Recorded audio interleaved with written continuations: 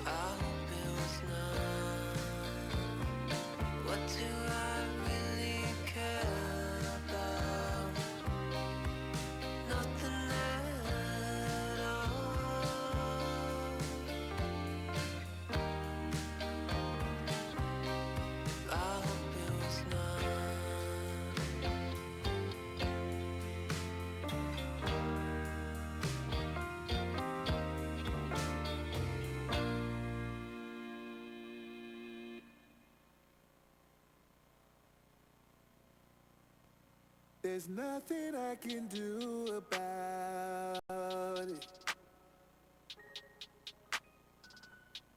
There's nothing I can say about it. I tried to meditate about it. I even tried to pray about it. I'll let go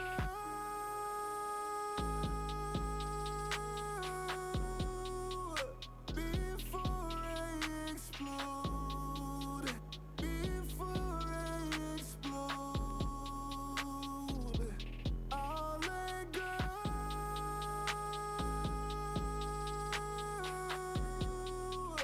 before I explode. Before I explode. I used to lean on my pride, but I don't have any left. I put my heart to the side, I kept it all to myself. Who cares? Playing the cards that I'm dealt.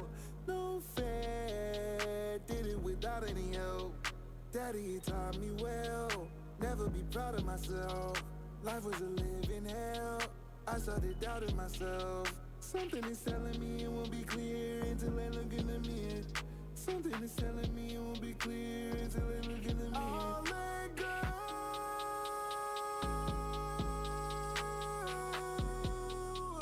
before I explode. Before I explode,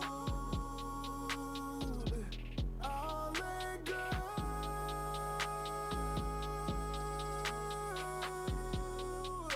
before I explode. Before I explode. Won't walk around with my head down. I work through the trauma till everything's okay. Sometimes it feels like I'ma drown. I work through the trauma till everything's okay. Won't walk around with my head down. I work through the trauma till everything's okay. Sometimes it feels like I'ma drown. I work through the trauma till everything's okay.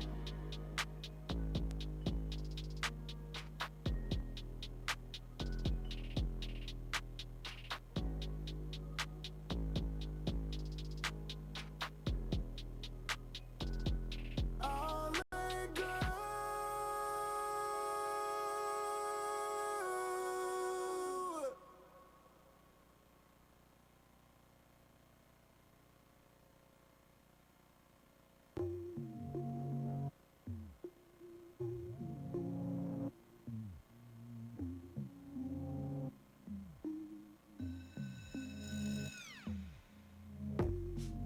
I've been going colorblind, looking for the silver line.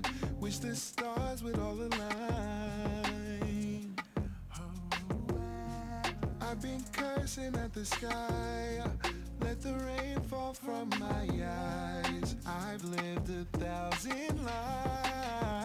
You can't have my heart, you can't hold my mind. I won't stay, I won't change. You can't have my heart, you can't hold my mind. I won't stay, I won't change. Where's the ground? I keep falling off the edge. Lost my ground, now you're heavy on my head. Yeah. So full of love, so full of pride, while I sift through all my vices, like I'm running out of time. You're scorching my mind, propane to the fire, ignite my desire. I can't ignore the flame. You can't have my heart, you can't hold my mind. I won't stay, I won't change. Where's the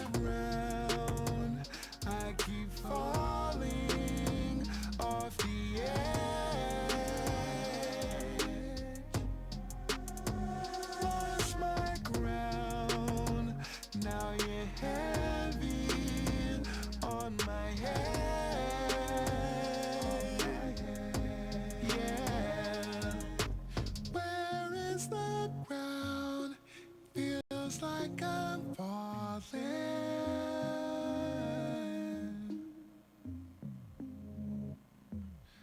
I lost my crown.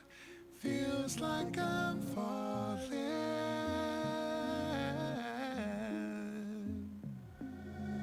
Where's the ground? I keep falling. Feels like I'm off the edge. Lost my ground.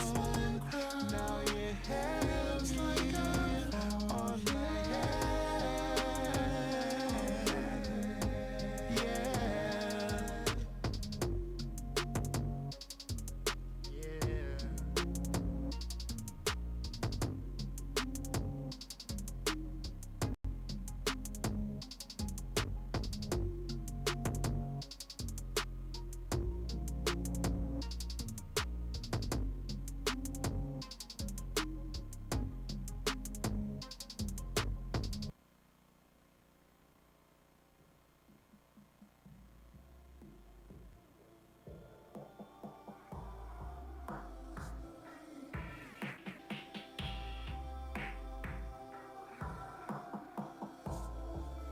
The sun is setting on our love.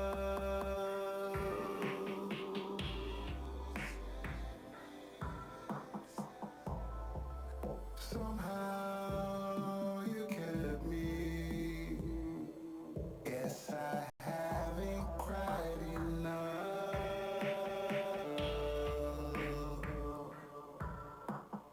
Let me love you down. Let me love you down. I never came over. I'm sober. Let me love you down. Let me love you down. I never came over. I hate when I'm sober. Let me love you down. Let me love you down. Let me love you down.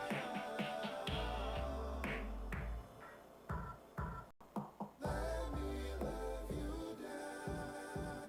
Let me love you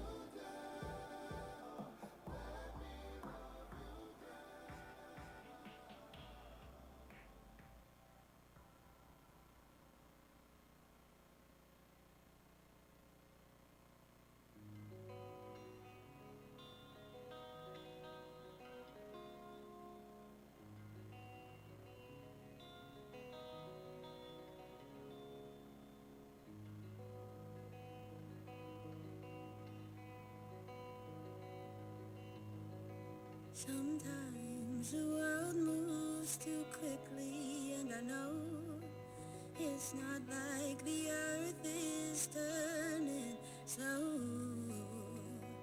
I'm already gone, but we both know I can't sleep alone, or at least I won't.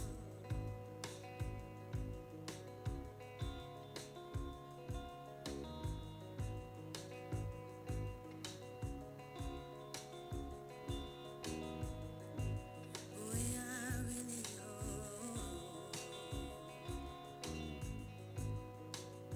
it doesn't hurt me, even though I know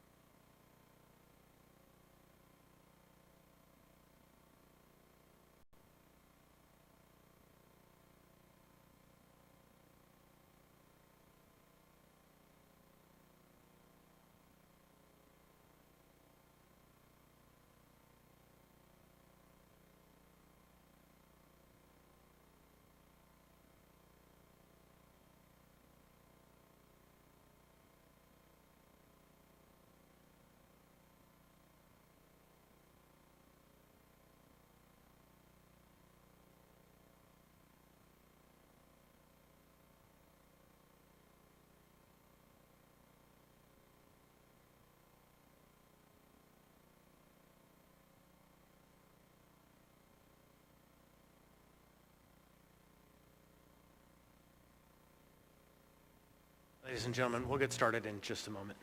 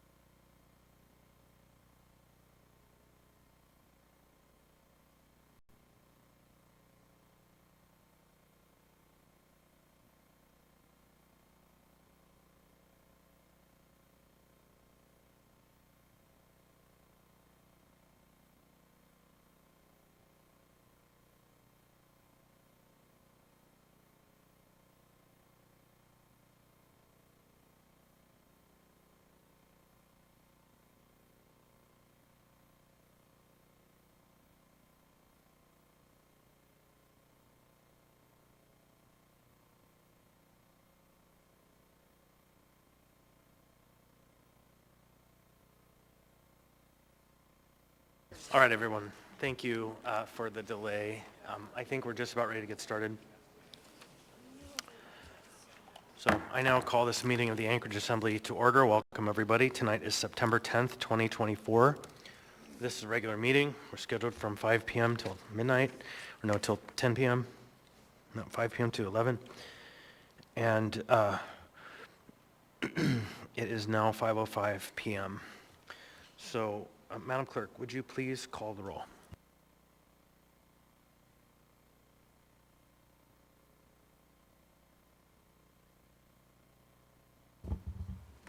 Member Myers. Here. Member Martinez. Present. Member Littlefield. Here. Member Rivera. Present. Member Johnson. Here. Member Constant. Here. Member Zalatel. Here. Member Bronga. Here. Member Volland. Happy to be here. Member Brawley. Here. Member Soltz. Here. Member Perez Verdia. Here. And Youth Representative. Here. Mr. Chair, you have a quorum. Thank you. Next, we'll have the Pledge of Allegiance. Mr. Myers, would you please lead us? Yes, Mr. Chair. I pledge allegiance to the flag of the United States of America, to the republic for which it stands, one nation, under God, indivisible, liberty and justice for all. Thank you. Mr. Martinez, would you please read the land acknowledgement? Yes, Chair. A land acknowledgement is a formal statement recognizing the indigenous people of a place. It is a public gesture of appreciation for the past and present indigenous stewardship of the lands we now occupy. It is an actionable statement that marks our collective movement towards decolonization and equity. The Anchorage Assembly would like to acknowledge that we gather today on the traditional lands of the Dena'ina Athabascans. For thousands of years, the Dena'ina have been and continue to be the stewards of this land. It is with gratefulness and with respect that we recognize the contributions, innovations, and contemporary perspectives of the Upper Cook Inlet Dena'ina. Thank you, Chair. Thank you, Mr. Martinez. And tonight, there are no minutes of previous meetings, so we will move on to the mayor's report. Madam Mayor. Good evening, and thank you, Mr. Chair. I appreciate the opportunity to speak. We are here to work with all of you in the legislative branch to serve the people of the municipality and to move our community forward. Thank you all for your service, and thanks to members of the community for being here tonight. Tomorrow is September 11th. I want to acknowledge this solemn day and share my gratitude for the first responders who answer the call and serve our community in these critical roles. 2 weeks ago, we had a lovely visit from our sister city delegation from Chitose, Japan. Thank you to Chair Constant, Vice Chair Zalatel, and the Legislative Services team for all your hard work in organizing and hosting some really wonderful events. It was an honor to connect with and build relationships with all the attendees. My team and I grew especially fond of the Sanbu Sanbi, the taiko drummers. We became Ichiban #1 fans, and we formed an Anchorage fan club. If you saw them perform at 49th State, Sand Lake Elementary, or the State Fair, and you want to join the fan club, all are welcome. As of today, we are at day 72 of this administration. The top focus of this first 100 days in office has been to stabilize the municipality and build a foundation for the next 3 years and beyond. We have big goals around tackling homelessness, improving public safety, building more housing, and investing in our energy future. It all starts with laying a strong foundation, putting together a team, doing operational assessments, and meeting with the departments that do the work of the municipality. I am proud of the work we have done to build a strong team and to stabilize the municipality, and I'm excited about what's ahead as we look to the 100-day mark on October 9. We are committed to delivering a shelter plan, actions on snow removal, a clear housing strategy, and a balanced and effective budget. Last week, we shared our 120-day memo. Our municipal budget communicates our values and priorities and tells the story of what is important to us. In the next 3 weeks, we will be working hard to deliver a budget that prioritizes staffing up municipal departments, strengthening public safety, implementing solutions to homelessness, making investments in our community's future. We want to build our future and ensure that the municipality of Anchorage is a great place to live for the next 10 years and the next 100 years and beyond. Last week, I had the opportunity to tour North Muldoon with Representative Grow and Assembly members Bronga and Martinez. Thank you, members Bronga and Martinez, for taking that time to help me better understand the issues facing constituents. I look forward to working with you and Representative Grow and all the rest of you to address those roads and public spaces in your district that need attention. In the past few days, we've had a series of pedestrian fatalities. As we transition into the longer hours of darkness, I encourage all of us drivers to be more aware and alert to pedestrians. We also need to continue work towards safer multimodal transportation options. Finally, last week we had a government-to-government meeting with the sovereign native village of Eklutna.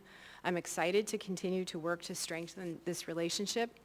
Thank you to the native village of Eklutna, the Assembly, and administration staff for all your work on the issue of the Eklutna River restoration, including the work to represent the MOA's position at a meeting with the governor yesterday. Our position prioritizes river restoration and the return of sockeye salmon, along with protecting Anchorage's water supply and increasing power generation. This work is a reminder that we do not have to settle. We live in an incredible place with incredible opportunity. I'm honored to be here and to do the work of the people with all of you. Thank you, Mr. Chair. Thank you, Madam Mayor. Next, we will have the chair's report.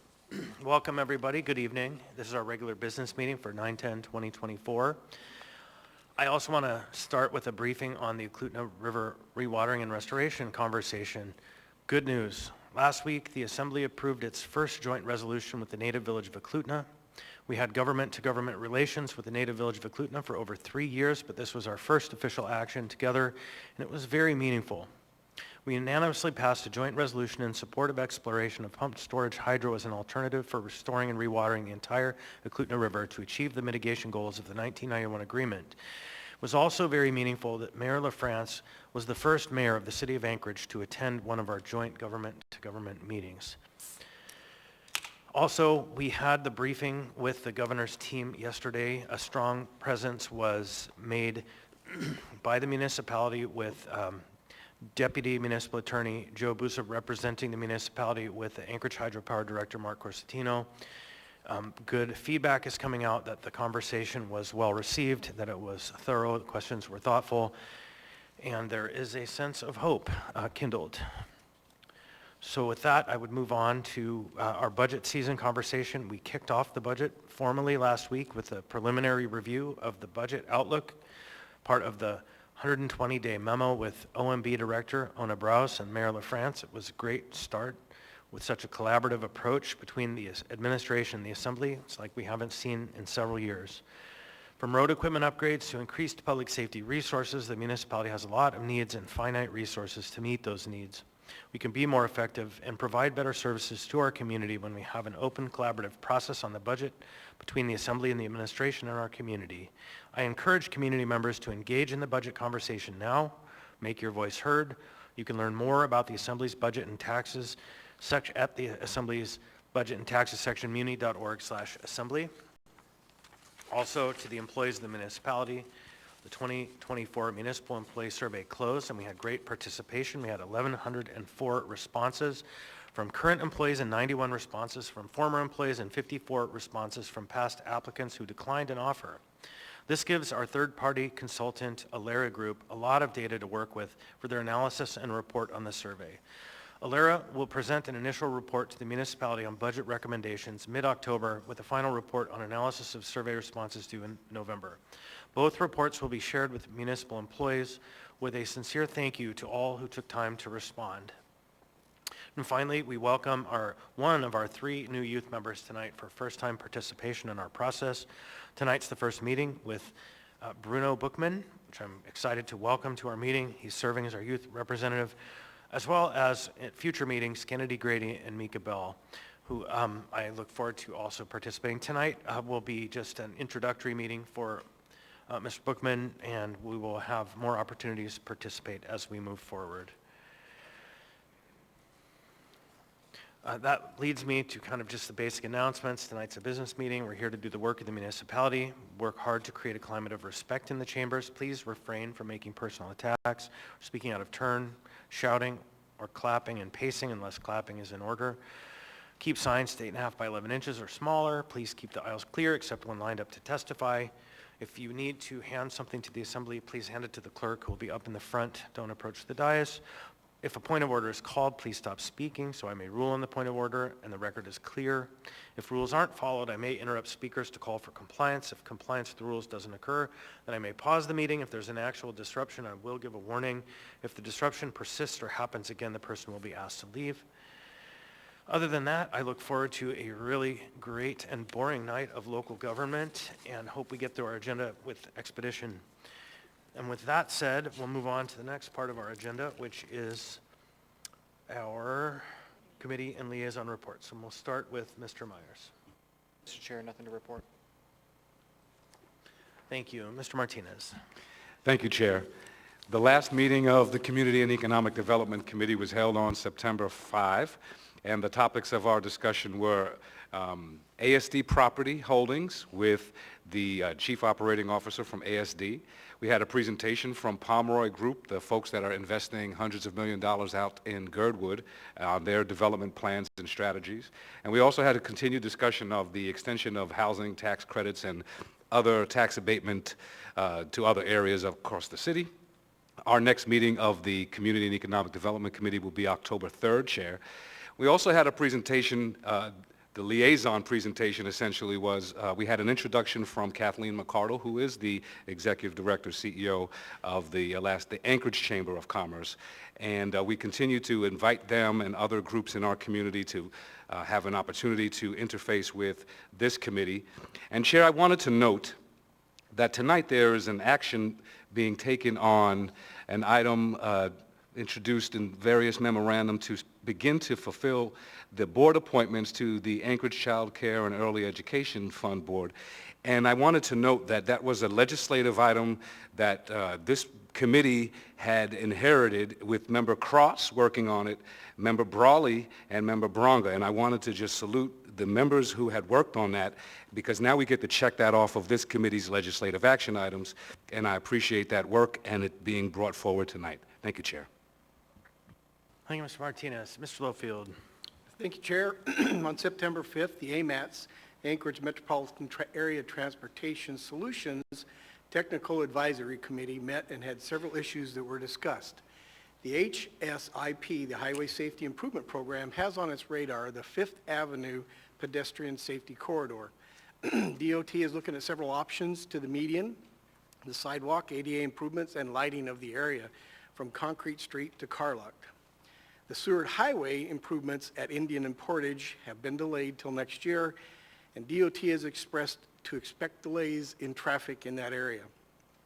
The protected bike lane will start being removed on September 19th, and the MWA is looking at ways and collected data for future PBLs. They expect that no PBLs will be in the future for 2025. A letter of support is being sent to the Policy Committee for approving construction funds for the North Fork Fish Passage. DOT is working with Eklutna and has the designs but no funding for the constructions. And there are 2 events either sponsored or presented by DOT. The 2024 Safe Roadway Behavior Symposium on September 16th and 17th at the Sheraton Hotel. You must register to attend and go to the Alaska Safe Roadway Behavior Symposium and register there. And second, the Alaska Safety Partner event on September 18th here at the Lusac Library from 3:30 to 6:30.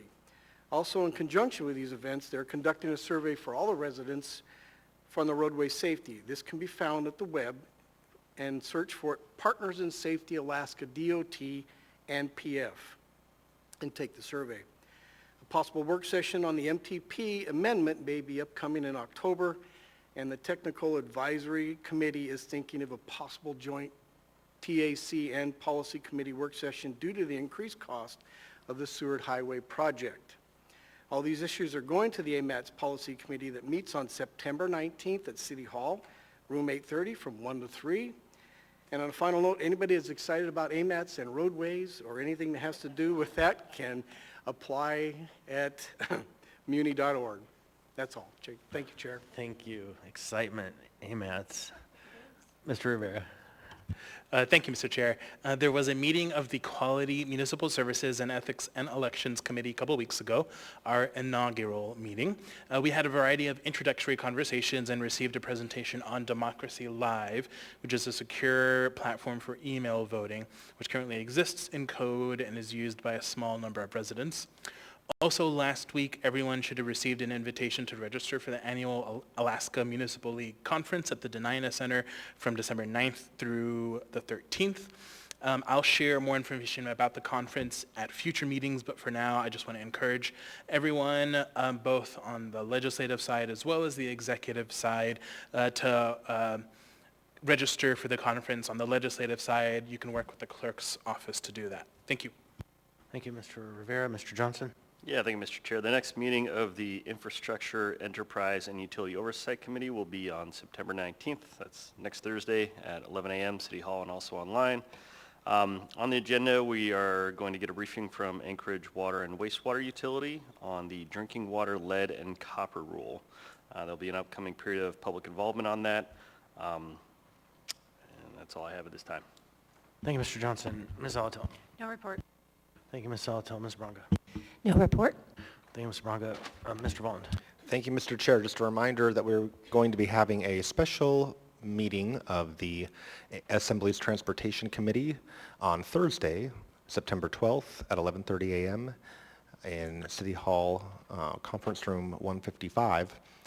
Agenda topics, we're going to hear a joint presentation from the municipality, so the administration, from AKDOT and PF, and from ASD on winter maintenance, sort of expectations for the 2024-2025 snow season, opportunities and challenges for coordination, communication, fleet and personnel for the upcoming snow season, and then cost of snow removal. Additionally, we are going to be hearing a presentation from Member Zalatel, as well as some folks in the traffic department on a recent trip they took to Finland and some non-motorized infrastructure takeaways that they are going to bring back and present to us. And then we'll have a discussion on a potential Assembly resolution regarding sidewalk snow removal funding and how that might be separated from street maintenance. So those topics I think will be of great interest, and I really thank the administration, particularly Becky Wint-Pearson, for collaborating with us, myself and Member Littlefield as the co-chairs of the committee, and being so proactive. And I love that we're having this conversation in advance of winter. So thank you. Thank you, Member Volland. Ms. Brawley? Thanks. I have two reports. First, for the Budget and Finance Committee, on behalf of myself and co-chair Zalatel. Our next meeting will be next week, Thursday, September 19th, 12:10 p.m. in City Hall, room 155. We will be having our usual monthly reports. We'll discuss the upcoming budget process, although just as a reminder, we don't use our regular committee meetings for substantive discussions on the upcoming budget because we do have work sessions scheduled in October. But we will also be hearing some items on things that we have identified previously as needing attention, such as the closeout of the the ML&P sale, and then we're also going to be kind of looking ahead to chart some bigger picture discussions about budget and finance for the city. So that was Budget and Finance for Legislative Committee. We also have a meeting next week. It will be Wednesday, September 18th at 1 p.m. in City Hall, Room 155. We will be kicking off the preparation of the legislative program for 2025, so looking ahead to the next legislative session and beyond. And that program will be finalized and approved in early December, and it is intended to be developed alongside our budget so that we can use that to strategically identify capital projects and other funding requests that we will put forward to the state. So, so look for both of those meetings next week. Thank you. Thank you, Mr. Brawley. Mr. Salt. Okay, so last Wednesday, November 4th, we had the meeting of AEDC Board of Directors and Investors Council. Obviously, the biggest thing going on with AEDC at the moment is Project Anchorage. Still collecting projects until September 15th. They have over 200 projects submitted and 2 subgroups. One is working project selection, the other is working project costing. They're also making presentations around community councils and around the city, the municipality. If you haven't seen one, please go to their website and you can make a request to have one come to your organization. Next week, Wednesday the 19th, we have the regular scheduled meeting on housing and homelessness. We will have updates from ACH, the administration, and the health department, and we'll also have ANTHC present to give an update on their response to our homeless effort. Thank you. Thank you, Mr. Salt. Mr. Presverdia. Thank you, Chair. The Public Health and Safety Committee met on September 4th.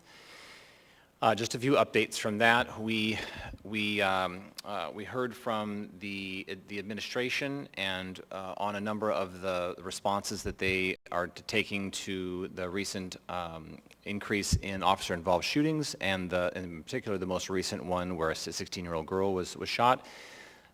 They shared with us that they're putting out an RFP to conduct an independent investigation on that particular case, and also putting out our RFP to have an organization come in and do an independent review of the policies and practices within APD, which we understand is best practice to have this done every 5 or 6 years. Also, the committee discussed the fact that APD themselves are doing their own internal look at their review of policies and practices. So we really appreciate that. Also, there was an update on there was originally going to be a community conversation held on last Friday, but an organization called the Alaska Coalition for Justice decided that they would like to host a conversation on public safety, so that's actually happening tonight. It's going to be at the St. Mary's Episcopal Church from 6 p.m. to 9 p.m. So encourage folks to attend that. And then finally, the committee, the Equity Committee of the Assembly is going to meet on September 26th, and I'm assuming part of that, the agenda has not been sent out yet, but what we know, one of the topics they're going to discuss is the future of that committee and how it's going to be structured. Thank you. Thank you, Mr. Presverdia. So next on the agenda, we will move on to the addendum to the agenda and the laid on the table procedure. So before we conclude the addendum to the agenda, I'll go ahead and read the laid on the table items.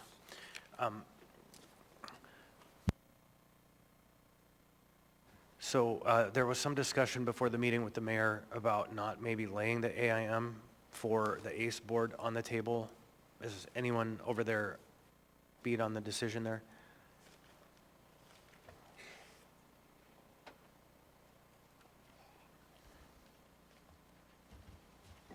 Through the chair, I think they, at this point, we would like to not lay it on the table, and we'll hear more from the mayor when she returns. Perfect, thank you. So we'll go ahead and not read that one into the record. Next, we have 10F6, which is, it's new but supplemental. It's in this new category of items. 10F6 is information memorandum unnumbered 2024, administration's answers to assembly questions.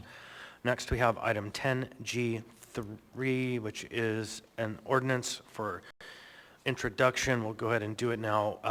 which is a 2024 unnumbered AO, an ordinance of the Anchorage Municipal Assembly formally dedicating approximately 1.4 acres of municipal land commonly known as Seward Highway Buffer Park North, located at 2501 Seward Highway as municipal parkland, subject to certain exceptions.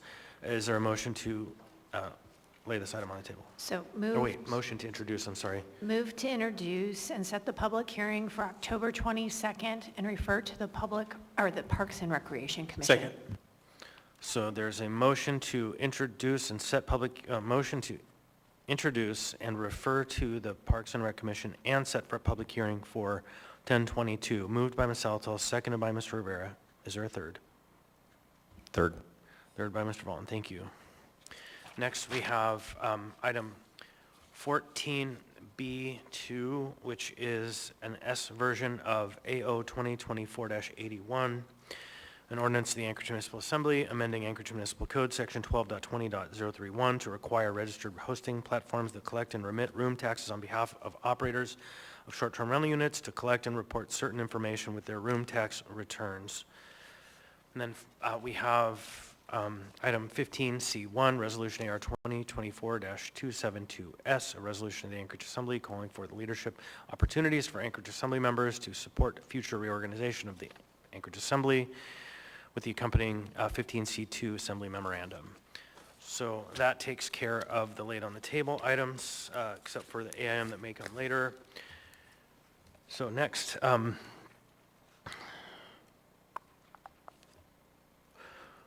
would like to ask for a motion to incorporate the addendum as printed and distributed and the laid on the table items. So moved. Second. Moved by Ms. Zalatel, seconded by Mr. Woland. Is there any discussion on the matter? Hearing and seeing none, I'd like to ask unanimous consent. If there's no objection, hearing no objection, the addendum to the agenda and the laid on the table items have been incorporated. So next, we have appearance requests. Mr. Charles McKee.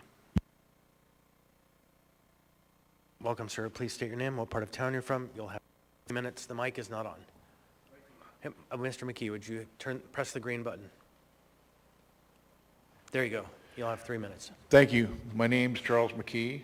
I'm a beneficiary of the McKee Trust, and I stand here because of the signified request of objective, that is to receive a remedy, a restitution, in ad infinitum as it seems. To present to the Anchorage Assembly a percentage of my revenue stream from my salvaged rights to my betwixt name, real property, other assets, credit of the cestate trust that was filed and recorded in 2017. And in 2019, I received all this retaliation from the governor's office and the court system, which I exposed for the fraud that they were perpetrating on your constituents as well as myself. To be clear, one of the signatures who, by their own promise, serves 36 known languages, I have a name change, that being love of the people, that acronym being LOPES, Health Center. That being correlative to that of Mary, Mother of Jesus, and the daily prayer in Emmanuel, to whom he responds to his Iman. The other signatory would be the Catholic Church and Lutheran Social Services, both, not necessarily the Catholic Church, but the Catholic and Lutheran Social Services, both have combined, I am receiving services from. They will receive an in-kind 20% from them being signees to my trust. I'm the beneficiary. I can't do that. I need to find someone to sign on as signatories to the trust account. And your Judge Nesbitt refused to do so, as well as the clerk, when I asked them to do so, and they ignored it. And I placed all that on record, and they falsified that record. I had to then add an affidavit and prove that I said what I said, and I received a signature to it and got it into the Public Defender Agency. to the case that was trying to put me in jail for 2 years. Let me please be it known that I was first slandered by the administration of Bill Sheffield. I then pledged out of duress to the school system, like donating to a church in 1983 in a newspaper, knowing of the legal specifications of the two. The other signature, one Anchorage Neighborhood Health Center, I astutely tried to attain the same as above attendance over about a year ago. Thank you, Mr. McKee. Thank you. Yeah, you have a great evening. All right, next up on the agenda, we have the consent agenda. So the consent agenda items number 10A through 10F are typically routine or non-controversial items such as bid awards, new business, information reports, and ordinances and resolutions for introduction. The items on the consent agenda may be accepted or approved by the Assembly by a single vote on a motion to approve the consent agenda. Prior to approval, items may be pulled by any Assembly member for discussion and separate vote on each item. And under our rules of procedure, all ordinances and some resolutions will have an opportunity for public hearings at a future date. So we'll now go down the dais and pull items. We'll start with Mr. Presverdia. Thank you, Chair. I'd like to pull items 10D12 through 21. Say that again, 10D12 through? 21. Okay. And 10F5.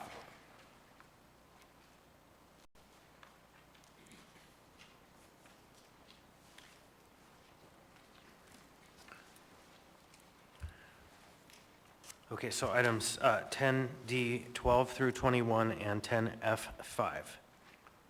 Hold on, just 1 second. I may have I mean 14, thank you. I'm sorry, I did not mean 12 and 13, just Okay. 14 through 21. Thank you. Thanks. Next, we have Mr. Salt. Pull 10A2 for reading. Thank you. 10A2, Ms. Brawley.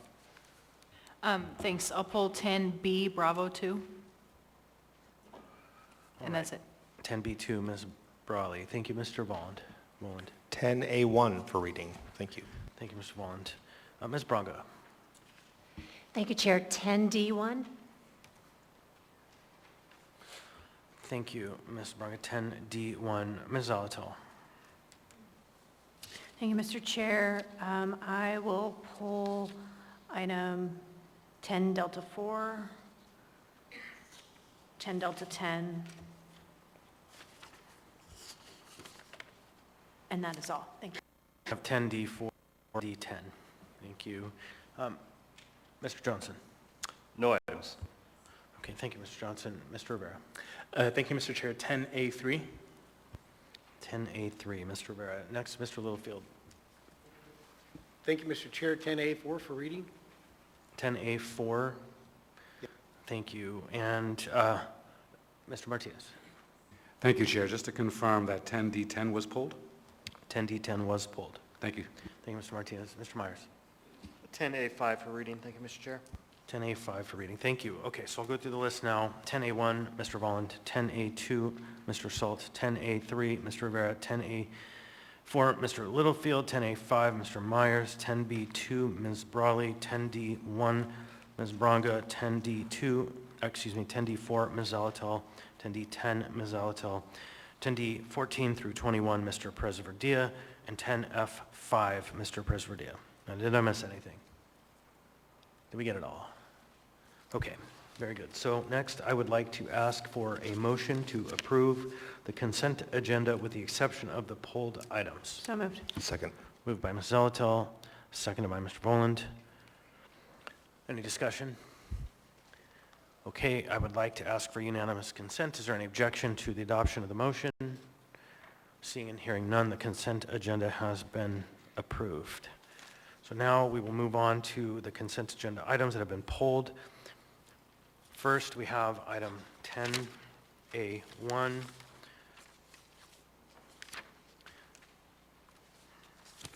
A1 is Resolution AR 2024-274, a resolution of the Anchorage Municipal Assembly recognizing September 2024 as Library Card Sign-Up Month and encouraging residents of the municipality to visit their nearest Anchorage Public Library. This item was pulled by you, Mr. Volland? Yes, Chair. I will be reading and Ms. Brawley will be Do presenting. you have a motion? I move to approve. Thank you, Second. Mr. Volland. Moved by Mr. Volland, second by Ms. Brawley. I'd like to ask unanimous consent. Is there any objection? Seeing and hearing none, that item has been adopted. Mr. Volland. Thank you. A resolution of the Anchorage Municipal Assembly recognizing September 2024 as Card Sign-Up Month and encouraging residents of the municipality to visit their nearest Anchorage Public Library location to get and use a library card. Whereas Library Card Sign-Up Month has been celebrated by libraries each September since 1987 to unite in a nationwide effort to ensure every person signs up for their own library card. And whereas research has shown that individuals and families who develop regular reading habits are better prepared to meet the increasing literacy demands in our society, are better protected against age-related cognitive decline, and show an enhanced capacity for empathy. And whereas an Anchorage Public Library card gives each resident access to thousands of physical reading materials, including almost 300,000 print books, over 25,000 audiobooks, over 7,000 magazines, and almost 49,000 DVDs. And whereas an Anchorage Public Library card gives each resident access to thousands of digital reading and instructional materials, including 48,000 ebooks, 38,000 e-audiobooks, videos, digital magazines, digital newspapers, and thousands of articles and training courses through database resources. And whereas an Anchorage Public Library card gives each resident access to library kits that let readers explore topics such as job readiness, parenting, elder care, STEM, support early literacy, reading for fun and fulfillment. And whereas an Anchorage Public Library card gives each resident access to millions of items available through our statewide shared catalog. And whereas an Anchorage Public Library card gives each resident access to virtually any print and video material available nationwide through our interlibrary loan program. And whereas the Anchorage Public Library card gives each resident access to these resources regardless of their income or ability to pay at the point of service. And whereas an Anchorage Public Library card gives each resident access to internet connections required for participation in our modern world. And whereas with duct tape and an Anchorage Public Library card, you can fix 99% of life's problems. Now, therefore, the Anchorage Assembly resolves. The Anchorage Assembly recognizes and celebrates the month of September as National Library Card Sign-Up Month and encourages all residents of the municipality to visit their nearby Anchorage Public Library location to get their own library card. This shall be effective immediately upon passage and approval by the Assembly, passed and approved by the Anchorage Assembly this 10th day of September 2024.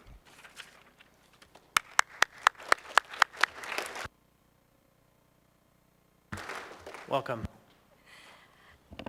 Thank you, everybody. Thank you for celebrating Library Card Sign-Up Month with us. The group here tonight represents a small part of the amazing crew that helps our community make the most of their library card.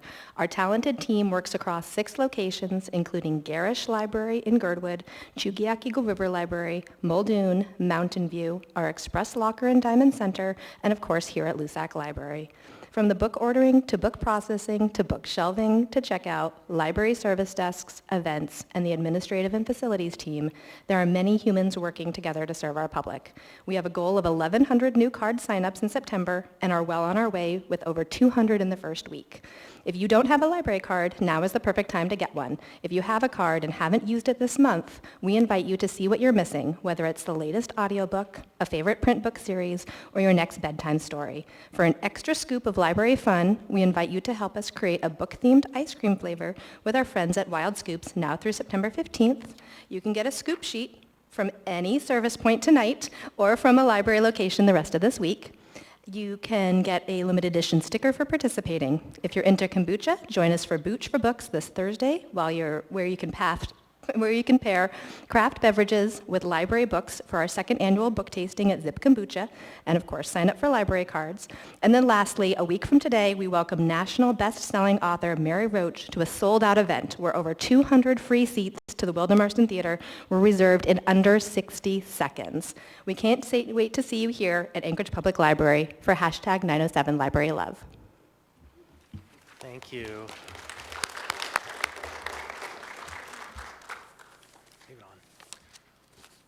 Next, we have item 10A2. 10A2 is Resolution AR 2024-275, a resolution of the Anchorage Municipal Assembly recognizing Anchorage Water and Wastewater Utility for the 2023 National Association of Clean Water Agencies Peak Performance Awards. This item was pulled by Mr. Salt. Mr. Salt.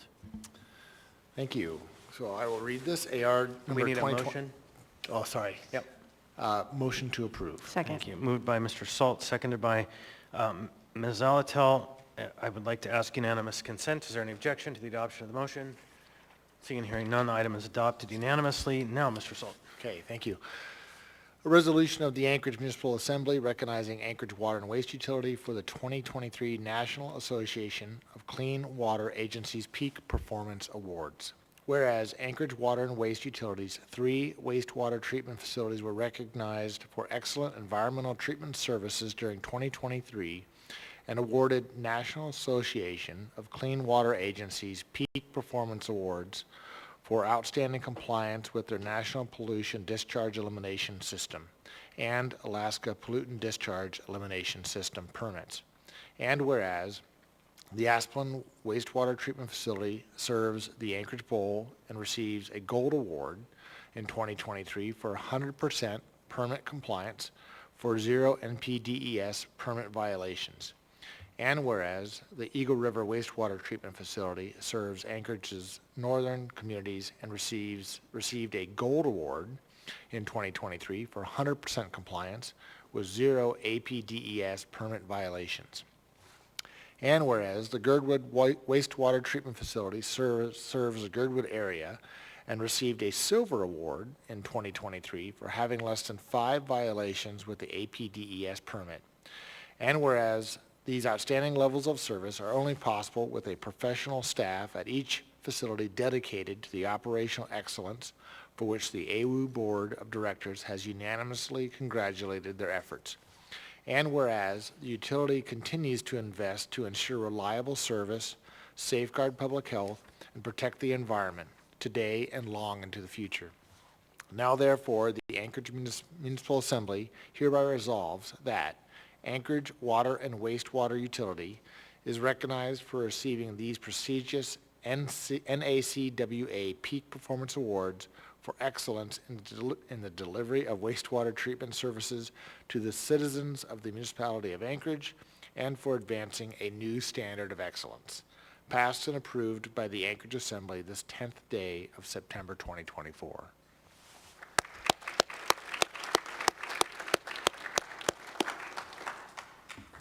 Thank you. Through the chair, David Persinger, Assistant General Manager, Acting General Manager. Appreciate the recognition from this body as well as the support that you all give us, as well as the administration. It takes a lot to operate these facilities. We have a very small but very dedicated professional staff, and they do phenomenal work 24 hours a day, 7 days a week, 365 days a year. So thank you.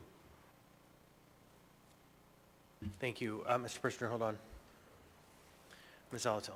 Thanks. So I got the opportunity to work with AWU staff for City Nerd Night on Water, and we took care of the presentation of what happens once the water goes down the drain. You all get big kudos because what happens once it goes down the drain is a real saga. If you ever want the presentation, I can do it under 7 minutes.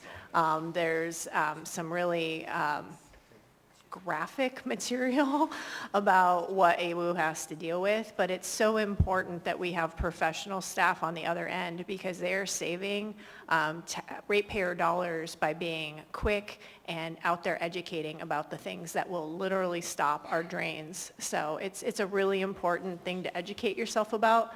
So if you ever want to talk about the other side of water, hit me up. Thanks. Thank you. Thank you. Before we move on to the next item, I'll just note that we're having some issues with the screen above if folks are wondering, and so by next meeting it will be corrected, but what's happening practically is it's just clipping out and we're having to reboot it every time it turns off. So if anyone has questions, what's happening, it's just a technical problem we're managing, and it will be fixed by our next meeting. So anyhow, next we have item 10A3. 10A3 is AR 2024-281, a resolution of the Anchorage Municipal Assembly recognizing and celebrating September 15th through October 15th, 2024 as Hispanic and Latino Heritage Month in Anchorage. I have This item pulled by you, Mr. Rivera. Move to approve. Second. Moved by Mr. Rivera, seconded by Mr. Martinez. I'd like to ask unanimous consent. Is there any objection? Hearing and seeing none, this item has been adopted unanimously. Mr. Rivera. Thank you, Mr. Chair. A resolution of the Anchorage Municipal Assembly recognizing and celebrating September 15th through October 15th, 2024 as Hispanic and Latino Heritage Month in Anchorage.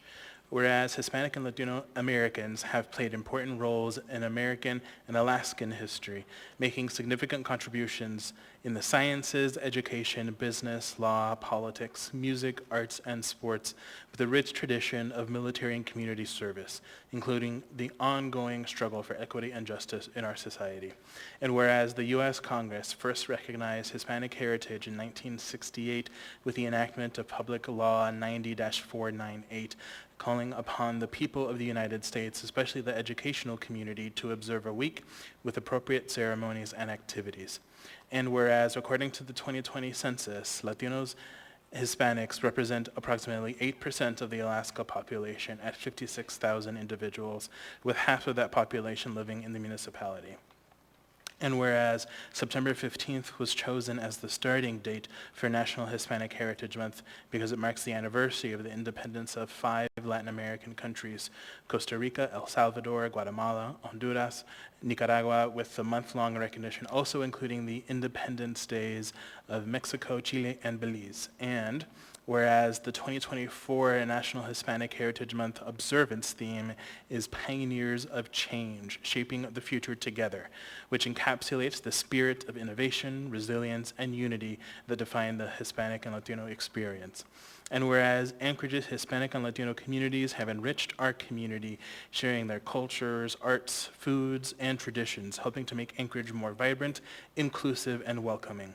There will be multiple community events celebrating and educating during Hispanic and Latino Heritage Month, including an exhibit at the Anchorage Museum, Nuestra Huella, Our Footprint, beginning on September 13th, and a celebratory event at the museum on October 4th, and eventually culminating in the 3rd annual Hispanic Heritage Month Fiesta at 6 p.m. on Saturday, September 28th at the Denina Center. A calendar of events is posted on the Enlaces Alaska website, www.enlacesak.org. Now, therefore, the Anchorage Municipal Assembly recognizes and celebrates September 15th through October 15th, 2024 as Hispanic and Latino Heritage Month, passed and approved by the Anchorage Assembly this 10th day of September 2024.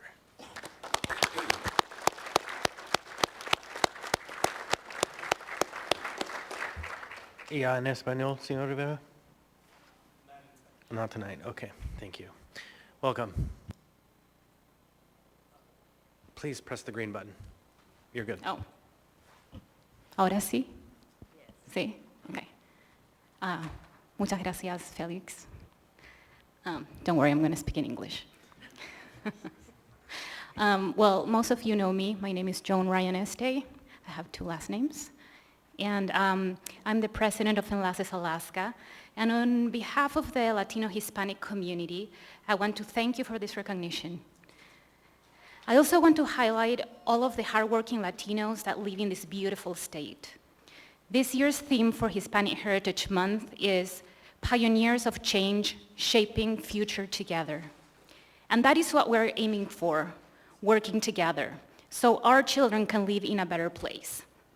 With this, I want to invite you to attend our events this month. On September 28th, in the morning, we have a women's conference 100% in Spanish. At the Denina Center, we have also our Fiesta fundraiser event that same date and at the same place, but in the evening. We also have our first exhibition called Nuestra Huella, which translates to our footprint. This will be held at the Anchorage Museum and will feature Latinos that have left their footprint in the state. This is a free event full of culture, music, dances, and food. It will take place on Friday, October 1st. So I want to see you all there and support us.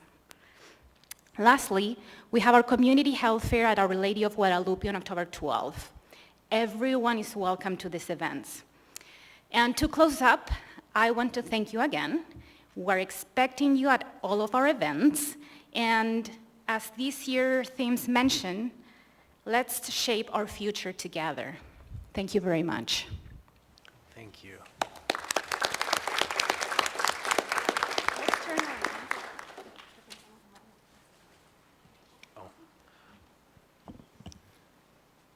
Mr. Rivera. Yeah, thank you, Mr. Chair. Just want to thanks to everyone for being here and showcasing our diverse communities. I think a lot of folks forget that we, the folks in the Hispanic and Latino communities, are the second largest minority group within the municipality, following Alaska Native and American Indian.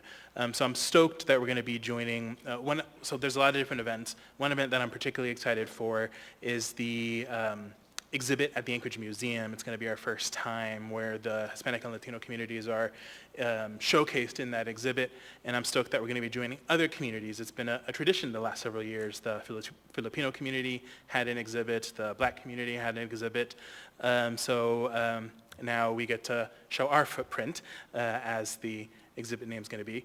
So thank you all for your work for our collective communities. Thank you. All right, thank you very much. Next, we'll have item 10A4.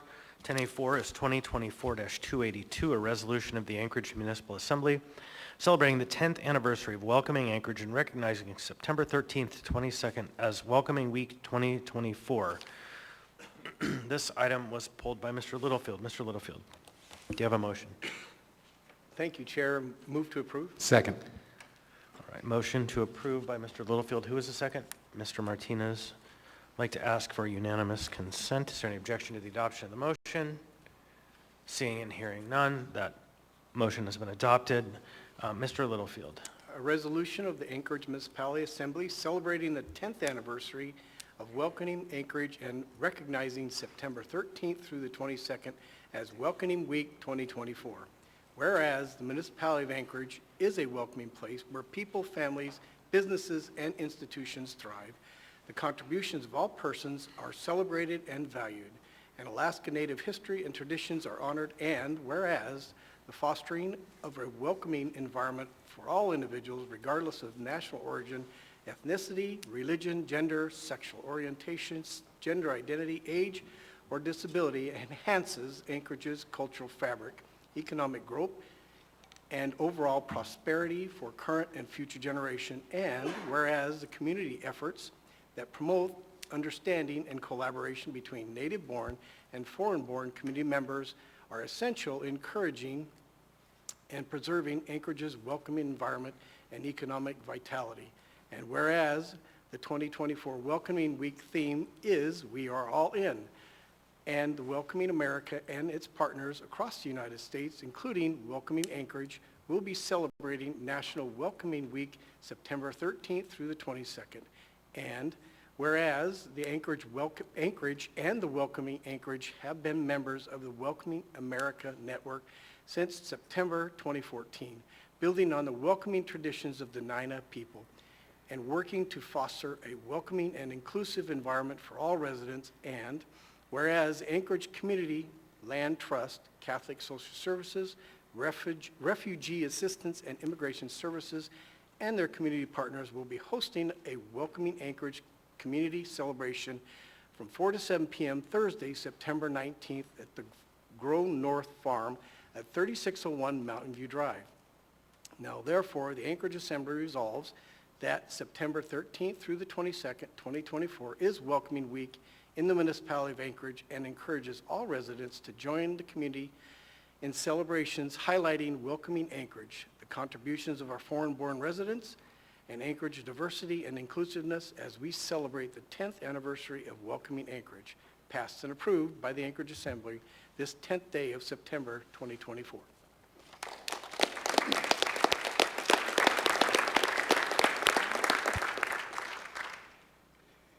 Welcome. Thank you. Thanks to the Assembly for passing this resolution. I'm Robin Dempsey. I'm the CEO of Catholic Social Services, and I had no idea that my partners were going to be here tonight, so I'm very excited that they're up here sharing in this resolution with me. Anchorage is recognized as one of the most diverse communities in the country, and at Catholic Social Services, we're proud to support thousands of individuals and families across the city on their path to permanent stability. Through our Refugee Assistance and Immigration Services program, we've welcomed hundreds of refugees and new arrivals to Anchorage from Ukraine, Afghanistan, Somalia, Sudan, and beyond. RAISE is dedicated to helping these new arrivals find safety, hope, and opportunity in their new home. I'm continually inspired by the resilience and contributions of our immigrant and refugee neighbors who enrich our city as entrepreneurs, students, parents, workers, and active community members. I'm also deeply grateful for the support from this community and the welcoming spirit we've created here. Together, we make Anchorage a place where people from all backgrounds can truly thrive. And again, I just want to reiterate that we have an event coming up, our Welcoming Week Community Celebration on Thursday, September 19th from 4 to 7 p.m. at Grow North Farm, co-hosted with Anchorage Community Land Trust, and we'll be celebrating the many contributions of refugees and immigrants to our country. So I hope to see you all there. Thanks very much.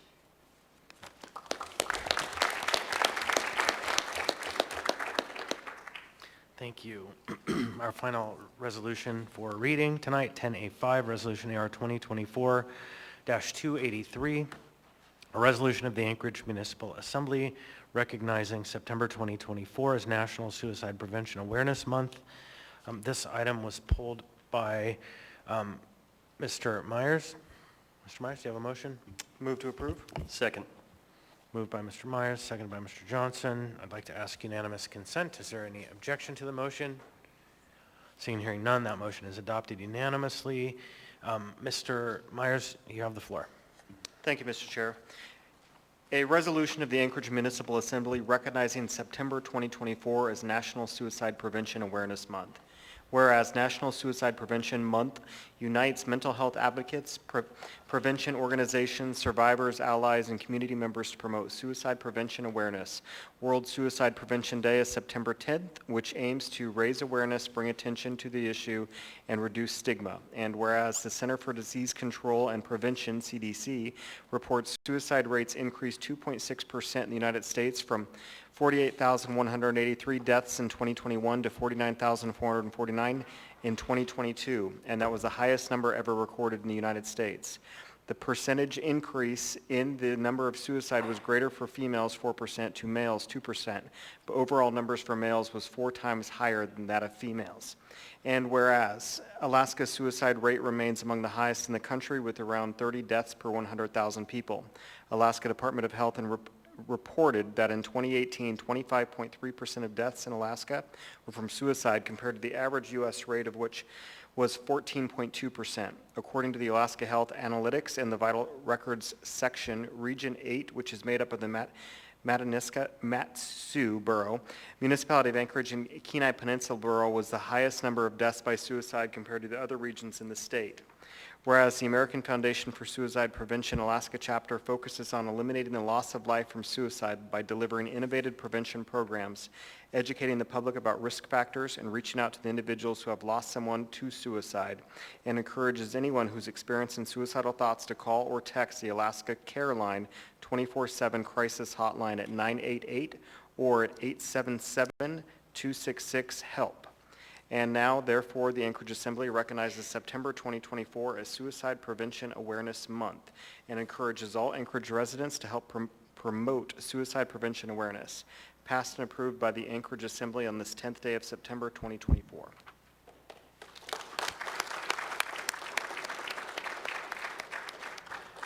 Hi there, so the microphone is off. Welcome. Please state your name. You'll have the floor. Thank you. My name is Troy Smith, and I serve on the board here at the Alaska chapter of the American Foundation for Suicide Prevention, and I hold an executive seat as well. Today, September 10th, is World Suicide Prevention Day throughout the world, and we are grateful here that the Assembly was able to issue this resolution and bring the conversation of suicide to the forefront and out of the darkness and into the light. As we do know, Alaskans are disproportionately affected by suicide at 4 times the rate than any other demographic in any other state in the country. We rank 3rd in the country with the most suicides that there are. It's very alarming, and we have a unique situation here within Alaska, and we are grateful that you are presenting us with this resolution. As I already said, sorry, I tend to ramble. They told me not to ramble when I got here, but that's okay. But we do want to say thank you so much for this, and I can all but guarantee that everybody in this room either knows somebody who has attempted suicide or has heard of someone who has attempted suicide. This is something that is very close, near and dear to my heart, as I've lost family members and I've also lost close friends to this as well. And as long as we continue to bring mental health and suicide to the forefront and normalize mental health and the conversation surrounding suicide, I know that one day we can create a world without suicide, and that is the goal of the American Foundation for Suicide Prevention. So thank you so much, and it's very much appreciated. Thank you.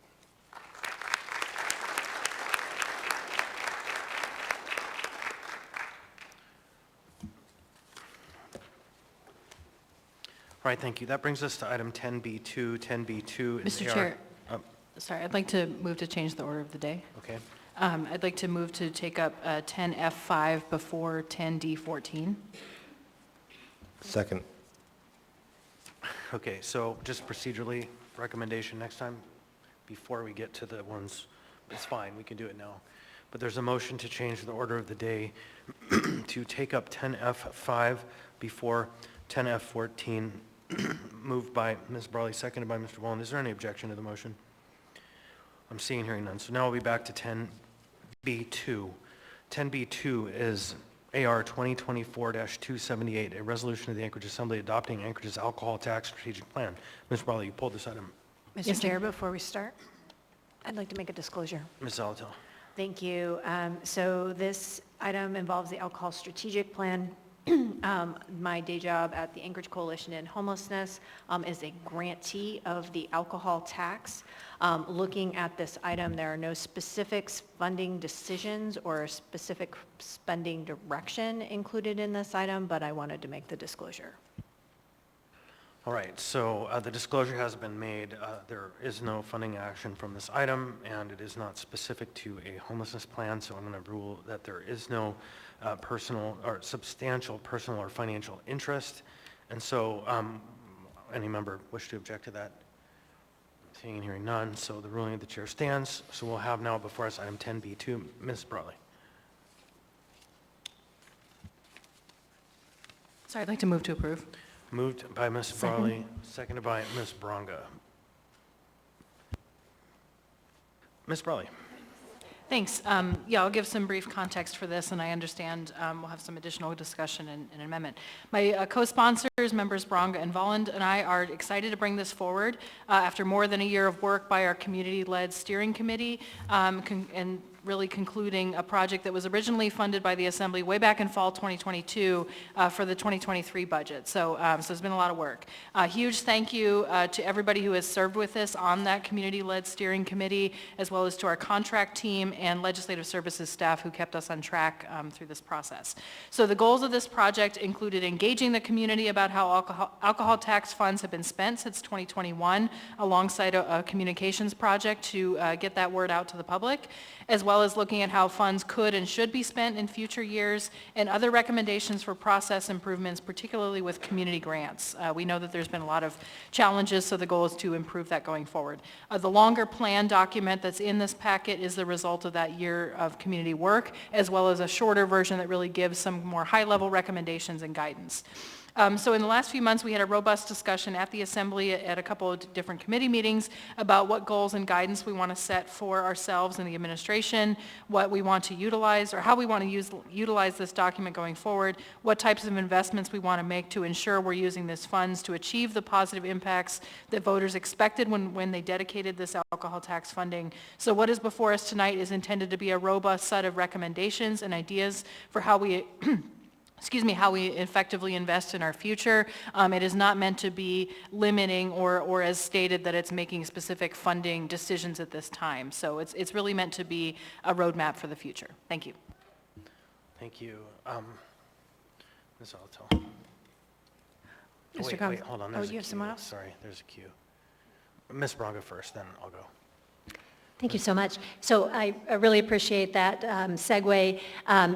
I also wanted to add to this that we met with the Assembly 2 different times, asked for input, and then came forward with a final 4-page, more condensed version, a policy guide.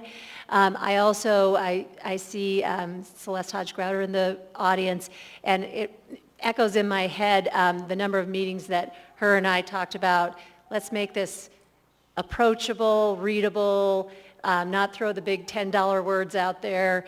This should be easy for someone who has an idea of how to help our community using the alcohol tax in the framework that it's meant to be. Feels like they can come forward and complete this process without a lot of hassle. It's supposed to be a living document.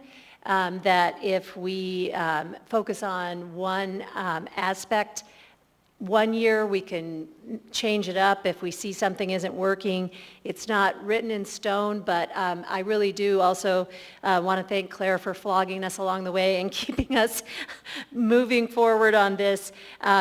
For those of you that follow, this is meant to help with police, criminal justice, first responders, child abuse, sexual assault, domestic violence, substance abuse treatment, prevention programs, detoxification, and behavioral health, and Anchorage's homelessness. And there was a lot of talk as we met and presented that there was a disproportionate amount of this money going toward the homelessness bucket. We were calling them buckets for a time, so 70% in 2022.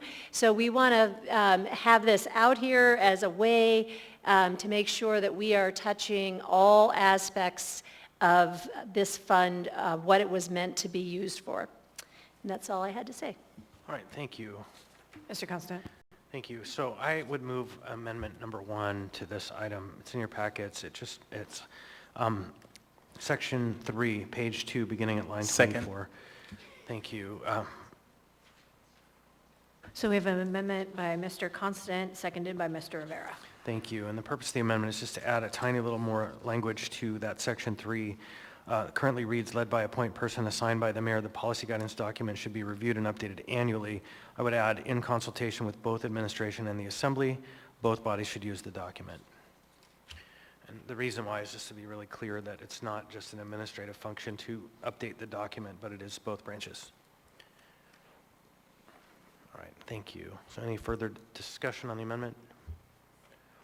Seeing none, I'd like to ask unanimous consent. Any objection to the amendment? Hearing and seeing none, the amendment is adopted. We're now back on the main motion as amended. Any further discussion? Mr. Volant?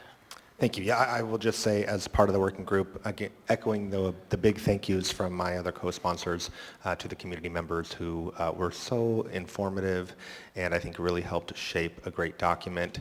And it was fun to go through this process because good side projects came out of it too. You know, for instance, modernizing the way that folks can submit their grant applications, et cetera. So really hearing from the folks who have to interface with the municipality to do their important work in the community, I think was very valuable.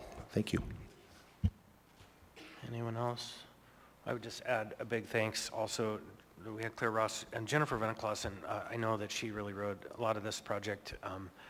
When I had any skeptical perspectives, she was always there to say, hey, come on, keep going. So kudos to her for persistence in doing her duties as well. So any further discussion? Hearing and seeing none, members may proceed to vote.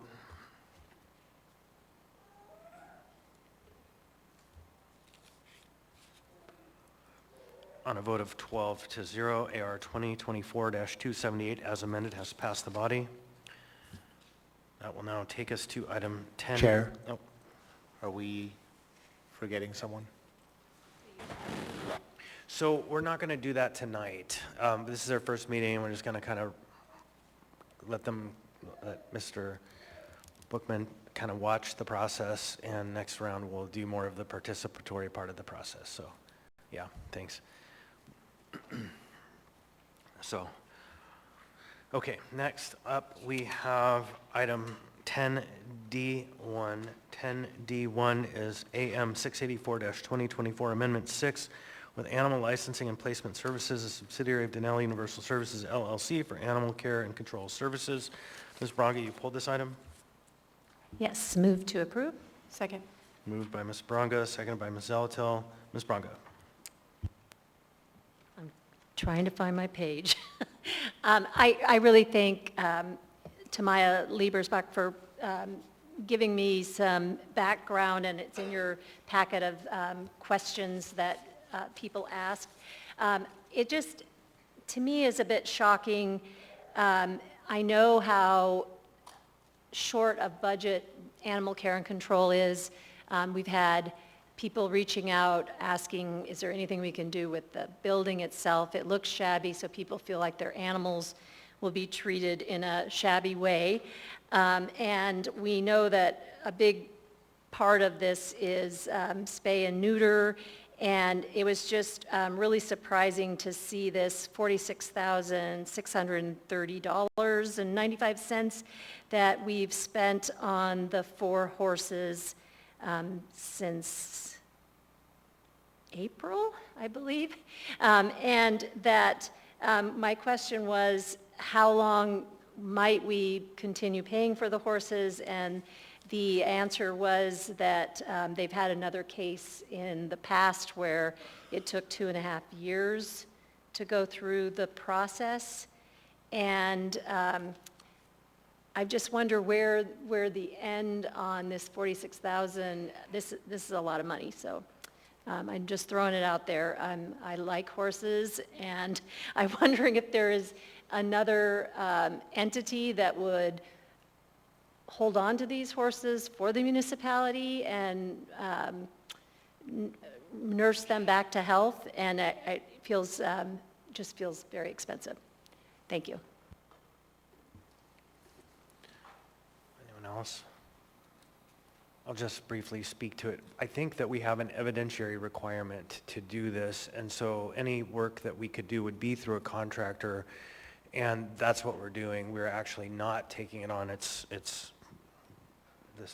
subcontractor, the Denali Universal Services, and it sucks, especially for the animals, to be caught in an interim place. And this happens with dogs and cats and animals in divorce proceedings and domestic violence proceedings, in any case where there's a question, where the law is involved, and it's difficult, and I agree it's a lot of money. And I hope, and I think your question got there with the administration, that there is an opportunity to recoup if we find that one of the parties was negligent or loses the case, but I understand that that is going to require civil action, which also may exceed the value of trying to achieve it, and so those conversations we'll have in the future, and it's a fair perspective in my opinion.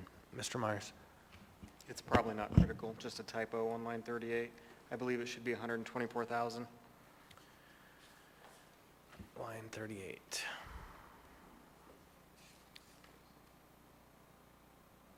Is it on the memo, the AM? Line 38.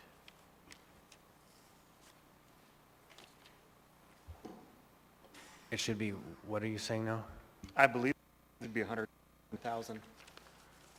Isn't that what it says? Missing a zero. Ah, I got it.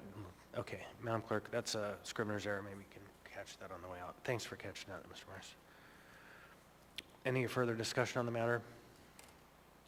Hearing and seeing none, members may proceed to vote.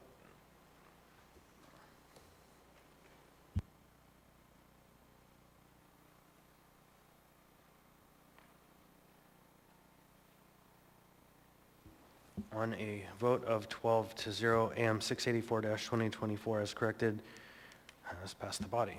Next we have item 10D4. 10D4 is AM 689-2024, sole source purchase from Environmental Systems Research Institute, ESRI, for software and consulting services. Ms. Zalatil. Move to approve. Moved by Ms. Zalatil. Second. Seconded by Ms. Brawley, and I'll speak to this item. I asked her to pull this for me. I'm just pretty excited about it. It is, if you look into the details, it is helping to manage our snow. It is a public-facing opportunity to do what members of the public have been asking for quite some time, and that's to put GPS operations on our snow plows so that members of the public can tune into the Esri Muni webpage and see where the plows are exactly and physically in time and space, as opposed to just after the work is done and updated into a table that may or may not be very accurate. And so I just pulled this item to celebrate that fact, and I did ask the mayor if there is a plan to kind of celebrate this and to put it out there, because of course the question I got was, are we going to have a naming competition? But I don't want to get too far ahead of the administration. If you want to speak about it, great, and I just want to celebrate us for getting ahead of the snow moment in concrete and specific ways. Ms. Wynn-Pearson. Thank you, Mr. Chair, and thank you for the celebration of this item. We too are excited about this prospect. We'll talk more about this on Thursday, but this is part of a comprehensive effort to improve how we communicate about snow removal this winter, and that's something we can change potentially or improve potentially in real time, whereas, improving the status of our fleet is a longer term question. And as you noted, this will be, hopefully once it is implemented, this is the beginning stage of implementation, so there's a long arc ahead of this of process before this will be fully operational. But the idea that this could give community members more visibility into the location of plows, more visibility into when plows are coming and vehicles need to be moved. And we have certainly discussed the possibility of a naming competition, so more awesome. to come on that front. Thanks. And I would note also the location is very important. The thing that I've been asking for at least 2 administrations is, and I know this is in that midterm, can't be done right away. In the old days, way, way back, they used to run trucks and they would post signs. We're coming through your neighborhood to plow and clear. And then that went away and it just became really difficult for people to predict. And I'm hoping that this step where we have GPS coordination leads to a notification system where people sign up like Rave, it used to be Nixle, could get a text. They could sign up for it. They have to actively sign up for it, but they get a text within the next 24 hours, your street will be plowed. Something along those lines. Mr. Chair, I would say that you and our I team and our GIS team, your minds are in a very similar place, so duly noted. Because we can't afford to send out people to pick up signs, but we can send out a text. And so thank you for this. Plus on the agenda, as you mentioned, we have the purchase of some equipment. We have a very concrete investment happening tonight in managing snow for this year and the future. So thank you. That's the reason I pulled it. Anyone else? Hearing seen none, members may proceed to vote.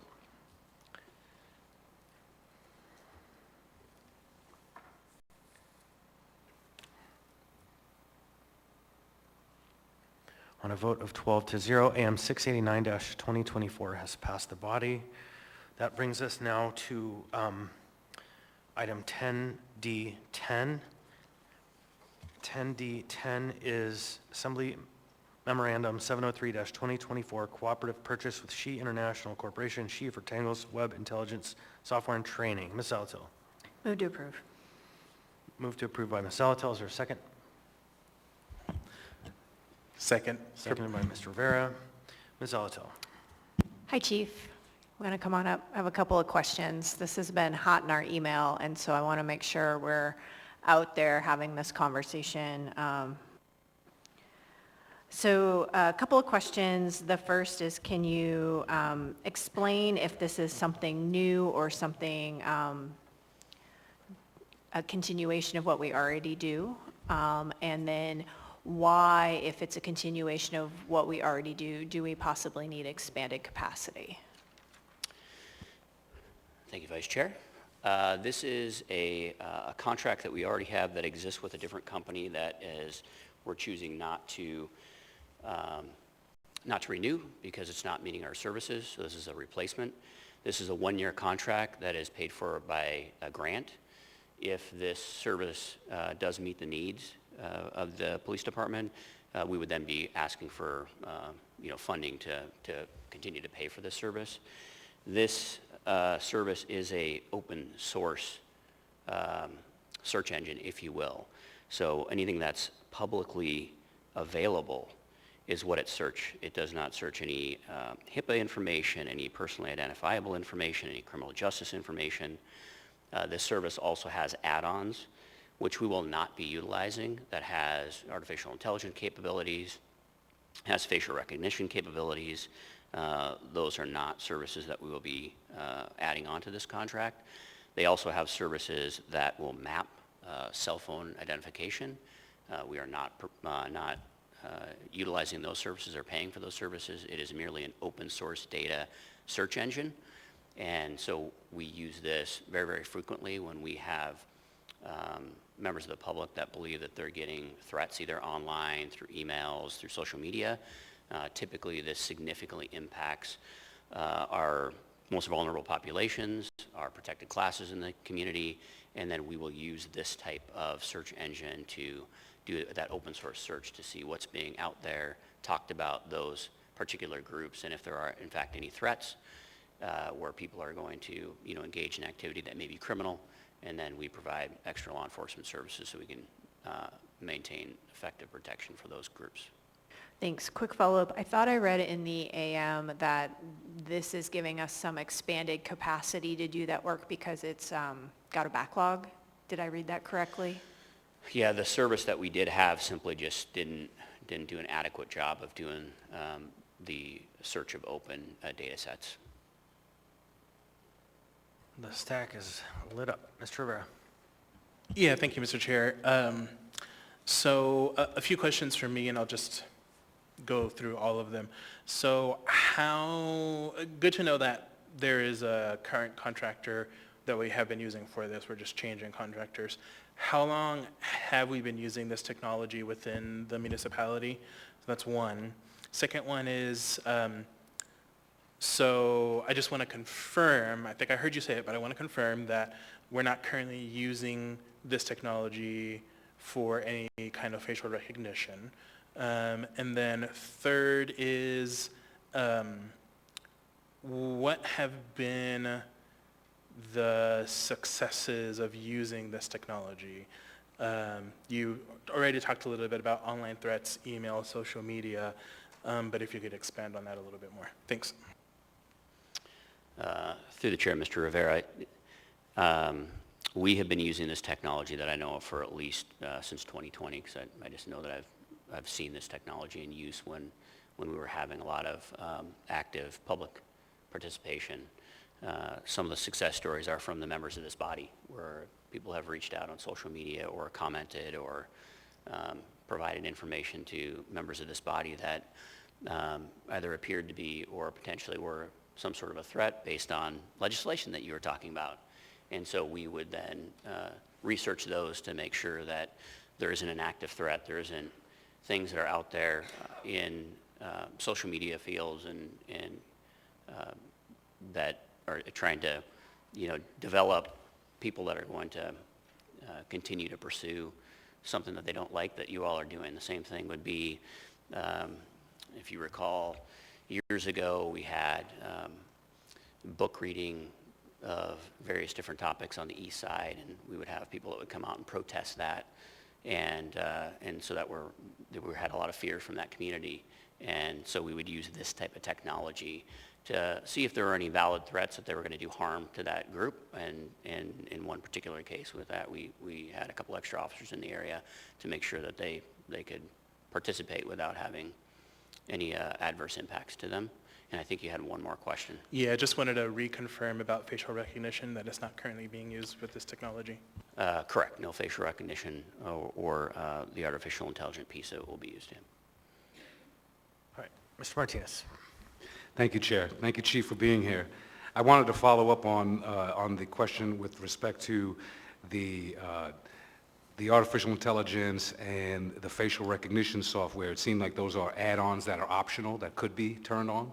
Correct. How do we have, or can we have some documentation that identifies that they're not available to us to turn on? Because there's a difference between not turning them on and having them available, and it seems like the question of not having them available is better to me, because having them available to turn on still leaves room for the gray in my mind. And so I would love for us to have some additional confirmation that the vendor understands that we're not going to be utilizing those, and to see that in print I think would be helpful for me, Chief.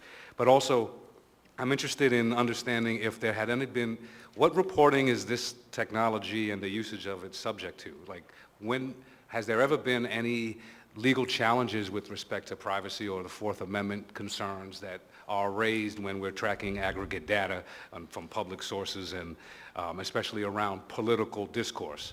Have there been any legal challenges, and is there any reporting that goes along with the usage of this sort of technology? Through the chair, Mr. Martinez, I'll start working my way backwards here. To my knowledge, no, because it is open source data. It is, so for instance, social media pages that are open to the public. So they're available for any member of the public to log in and look at what's on those social media pages, and that information that has access. All this search engine simply does is collects that data in a search so that it's easy to find. And repeat the first part of the question again. Sorry. The first part of the question I'm going to say was with respect to facial recognition. Facial recognition and the insurance, confirmation that those will not be turned on. Yes. You also mentioned AI. Yes, so the AI and facial recognition, both of those are together in the contract. That would be a $15,000 add-on. So in the contract, it would specify what this contract is for, and I would have to turn over to the legal team just a little bit on how that contract looks in terms of how the assembly can view it and how that information would be relayed to you. But it is an add-on, and I'm sure there's some way that we could provide that information. All right, and I think the second question was with respect to legal challenges or reporting of like the technology, are there reports that you gather and describe any legal challenges that the implementation of the technology has faced? I'm not aware of any legal challenges. Again, I will refer to the municipal attorney's office to maybe do some research, but we're certainly not aware of it. It's a very common technology that's used. It's been used in the state of Alaska by other law enforcement agencies, so I'm not aware. All right. If legal could comment on the potential Fourth Amendment concern tonight, that'd be great. If not, in the follow-up. And Chair, I just wanted, for the record, for folks who are listening to this conversation to understand the conversation around facial recognition is particularly because the body has a ban on the usage of facial recognition except for certain circumstances under Municipal Code 3.102.100. And so I just wanted to be clear why we're approaching this question. Thank you, Chief. All right, thank you. A couple more folks. Thank you. Ms. Brawley. Yeah, I just had a question specifically about the social media, and I appreciate you specified that it's accounts that are open to the public, or meaning that they're not private accounts, I assume.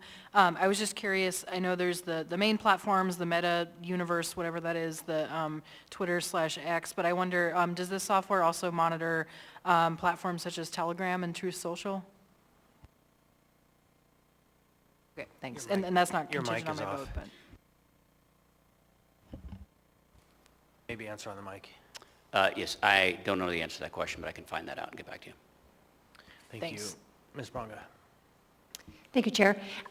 It kind of looks like I have the answer to my question, but when I was talking with Bianca Cross about the difficulty in getting data about like how many right on red runners and things. She said some new software was coming that was going to help with data searches also. Is this in any way going to help us with, searches of actual data as far as arrests, red light runners, things like that? Or will those searches become easier because of this, or is it not related at all?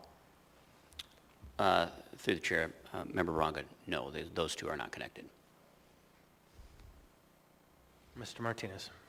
Thank you, Chair. I'm just holding this space to see if there was a response from our legal folks in the municipality,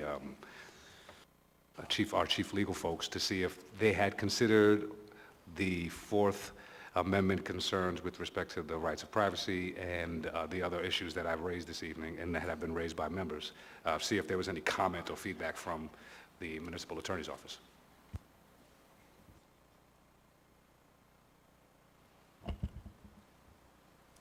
Thank you for the question. This is not an issue I have specifically looked at, but I am very happy to confer with Assembly Council after the meeting and follow up. Thank you. Chief, is this a must-have to this evening? Through the chair, Mr. Martinez, this could wait until our next meeting if we want to ask, get some of those questions answered. Thank you. Is there a motion? Well, I would move to postpone this item until our next meeting to receive additional feedback from legal with respect to the Fourth Amendment concerns and other legal challenges that may arise. Second. So a motion to postpone by Mr. Martinez, seconded by Mr. Rivera. Discussion? Members may proceed to vote.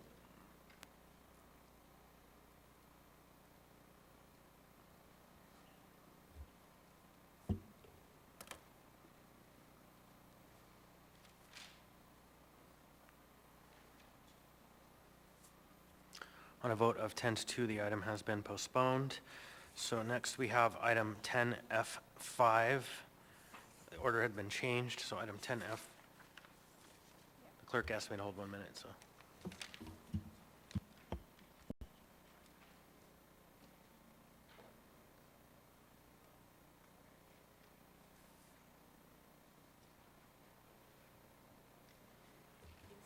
Thanks. So yeah, next we'll take up item 10F5. 10F5 is Information Memorandum 133-2024, Anchorage Child Care and Early Education Fund Implementation Team's final report. This item was pulled by Mr. Presverdia. Move to approve. Moved by Mr. Presverdia. Is there a second? Second. Seconded by Ms. Zalatel. Mr. Presverdia. Thank you. Just, we wanted to acknowledge that this is the final report that came out of the implementation team working to develop the framework for the accountability board, the proposed budget, and really the final report of that work. So we wanted to make sure to acknowledge all the people that were involved in making this happen and share our thanks. Also want to hand it over to, I think Ms. Brawley wants to share some things as well. The motion was to accept. Oh, Under sorry, the it second- was no, to that's accept. okay. The clerk got it, but I just wanted to Sorry, make sure the record's clear. move to accept. Yeah, Thank you, because it was an information. Thank you. Ms. Brawley.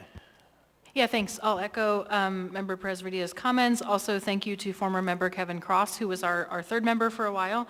And again, I want to thank all the implementation team members. They're noted in this report. I also want to really thank the Alaska Children's Trust for their partnership in co-funding this project with the city, as well as the contractor working with ACT, Austin Quinn Davidson, also former assembly member. So it's really been a team effort to move this forward. So I also want to note, just very briefly, that this is a really robust report. It pulls in a lot of work, not only from this group, but really looking at the governor's task force on child care and, really leveraging a lot of other work that's being done to solve this, to make progress on this really big issue. And so it's really going to be a solid grounding for what is the newly created ACE Fund Board, which was the purpose of moving this so that we can briefly speak about it to put those board appointments in context. And I know we look forward to that board being seated soon after creating that board in July. So in the meantime, though, this recommendation, or this report and the recommendations in it will also greatly inform all of us in terms of what the proposed budget should be for FY25 for this dedicated funding of marijuana sales tax. So we'll expect to see the first cut of that in a few weeks from the mayor's 2025 budget, and then we'll be making those decisions in November. So this is certainly intended to be the groundwork that the board will use to make its recommendations and to move forward, but also more immediately, we will be looking at it to decide where this funding goes for the next year. Thank you. All right, any further discussion? Hearing and seeing none, members may proceed to vote.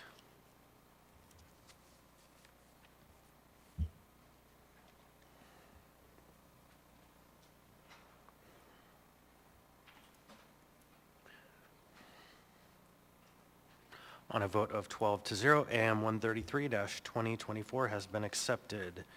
So now we're going to get a little limber on our final actions before we go to dinner. I'm going to read the title of an AIM to lay on the table. This is unnumbered AIM 2024 for Mayor, ACE Fund Board appointments, and it's in replacing the one that was on the previous discussion. So it's supplemental to the item we just accepted, which was AIM 133-2024, and it's supplemental to all of the appointments that we're about to take up. So it will be associated with all of those in the portal. So that, as supplemental, doesn't require any action. So I think next we're going to take up a little bit of a complex motion. Mr. Prisverdia. Yes. So I'd like to move items D14 through 17 and D19 through 21. Second. So there is a motion to approve 10D14 through 17 and 10D19 through 21, moved by Mr. Presverdia, seconded by Ms. Zalatel. Mr. Presverdia. Thanks. Just the administration asked that we hold on one of the appointments, and so the rest of these are good to go. So and the AIM gives a lot of information about each one of these people. And I would just also say we're really excited about this board being established and excited to start to get some of this funding out into our community. Thank you. Ms. Brawley. Yeah, I'll just briefly add that, yeah, I'm excited about the diversity of folks who are on this board. The board was created with the intention that there would be a diversity of views and perspectives in the room.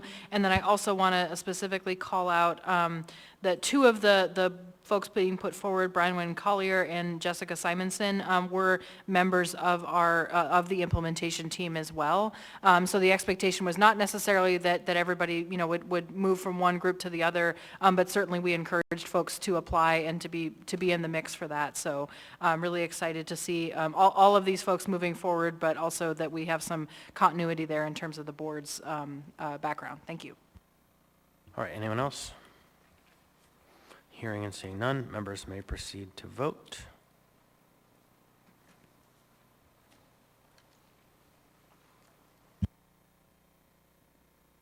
On a vote of 12-0, items 10D14 through 21, except for 10D18, have now been approved. There will be no action on item 10D18, and that concludes our consent agenda, and we'll take our regularly scheduled dinner break and go upstairs. We'll be back.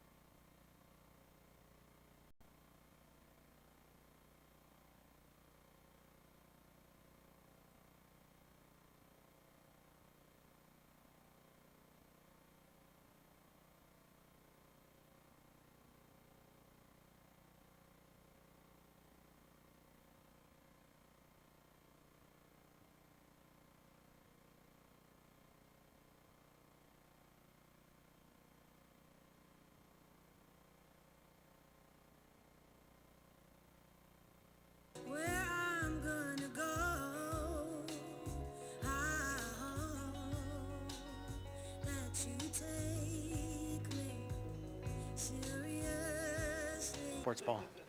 Sports ball.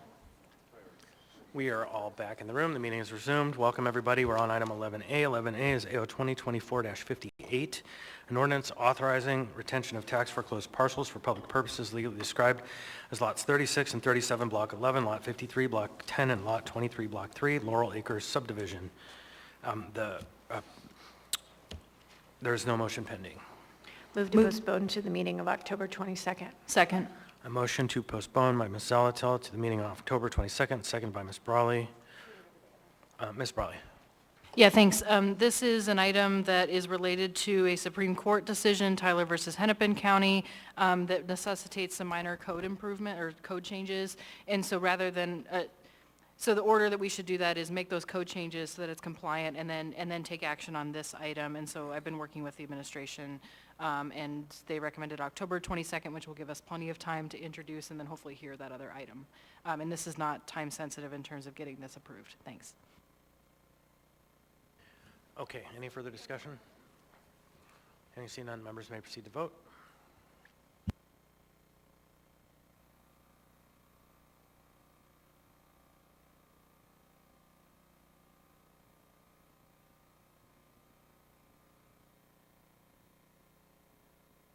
On a vote of 12-0, AO 2024-58 has been postponed to the meeting of October 22nd. Next we have item 11B. Item 11B is AR 2024-192, 192S, 192S1, a resolution of the Anchorage Assembly establishing the Access for Youth Initiative to provide access to before and after school programming. On this item, there is no motion. Motion to Wait, approve. wait, hold on, I'm sorry, there is a motion. There's a motion to approve the S version, so Mr. Martinez moved, it was seconded by Ms. Bronga. If the intent is to not have that item, I would ask the maker and the seconder to rescind their motion, withdraw their motion. You withdraw your motion? To move the S1 version? Yes. I withdraw the current motion to move the S1 version. All right, so now there is no motion on the floor. It's really the mover, but, yeah, thank you, sorry. The code says only the mover. So with that then, now there's no motion on the floor. Chair, I move to introduce. Move to approve? Move to approve the S1 version. Second. All right, motion to approve by Mr. Martinez, seconded by Mr. Voland. Mr. Martinez. Thank you, Chair. I appreciate the time that colleagues spent with me having this conversation. This is the item that has been brought before us before, basically establishing a goalpost of us investing in our young people to make sure that youth in our community have access to after-school and extracurricular activities, especially our most vulnerable. I want to extend appreciation and just clarify for folks, this was sent back to us to work with the administration, and I want to thank Municipal Attorney Gardner and Municipal Manager Wynn Pierce for working on this S1 version to bring it into alignment with what we and what I hope my sponsors, my co-sponsors saw as a guiding need to be able to establish these types of principles behind how we invest in our young people, and to have that alignment with the commitment of the administration to take this type of action forward, making sure that we are protecting our young people. Thank you, Chair. I encourage a yes vote. All right, anyone else in the queue? Ms. Bronga? Trying to get in the queue? Okay, it should be in your packet, but it's also would be, no. It's going to be in the addendum, so in your red, blue folder. Blue folder. All right, anyone else wish to speak on the item? Ms. Bronga.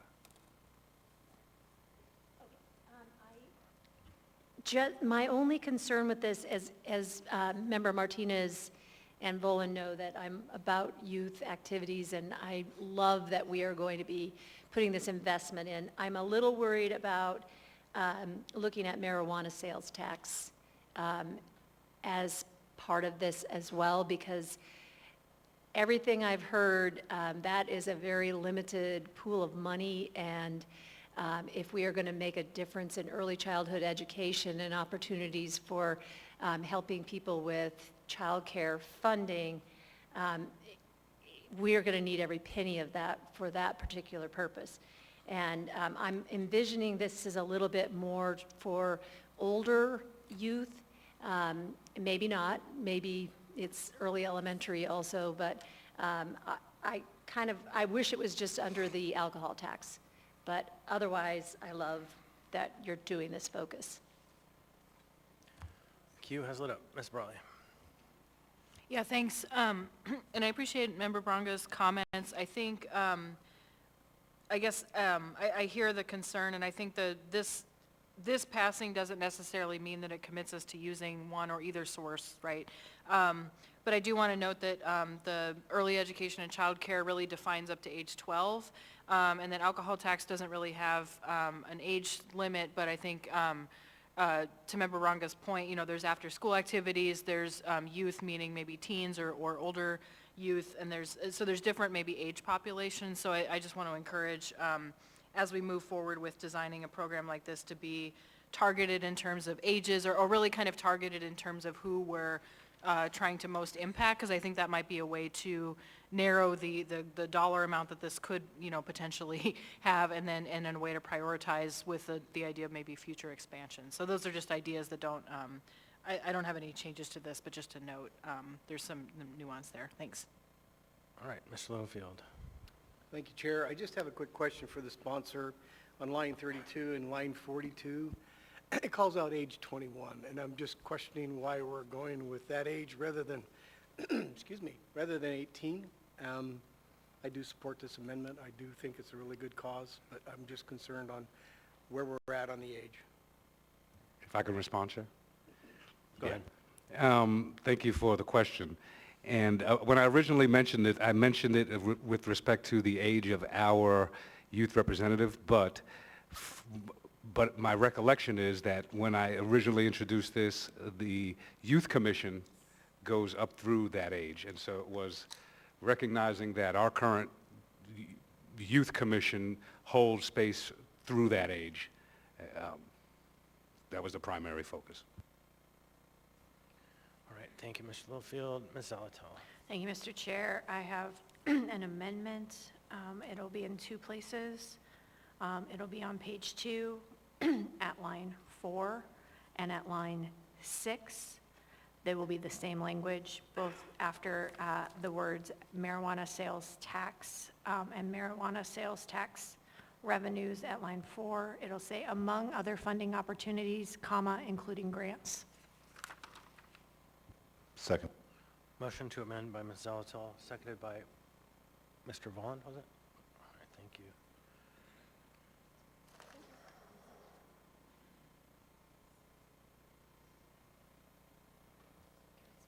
Ms. Zalatel. Thanks. I appreciate looking at these two fund sources, but let's open up the possibilities. What immediately comes to mind is the health department is often getting grant opportunities or state pass-through funds, as well as when you said that 21 age, in my mind what comes up, excuse me, is kids can receive special education services through the age 21. So there is also those opportunities as well. So I think it's, and then we also look at youth often as transition-aged youth in a different area up to age 24. So I think the idea of what constitutes youth is expanding, which is really good because the longer young people are young, I don't get old as fast. But the idea here is to really signal to the administration that we want to be creative about the fund sources. Thank you. All right, the queue is growing. Mr. Salt. So maybe a question for the, thank you, a question for the sponsors. Maybe elaborate on how this program works. Is it simply funding? I know this is a resolution. What's AST's involvement? And I guess my underlying concern, which I think I've addressed, is are we setting up programs that are competing with providers, or are we enabling providers? Thank you. Yes, thank you for the question. So hold on a sec. The clerk has asked me to clarify. We still have an amendment on the floor, and so the question is, are your comments in relationship to the amendment or generally? So we'll reserve you in the queue, and we'll, are there any further questions on the amendment? Hearing seeing none, I would ask unanimous consent. Any objection? Thank you, Madam Clerk. The amendment is adopted. Mr. Salt. Thanks. Do you want to repeat that, or say again? Okay, glad to.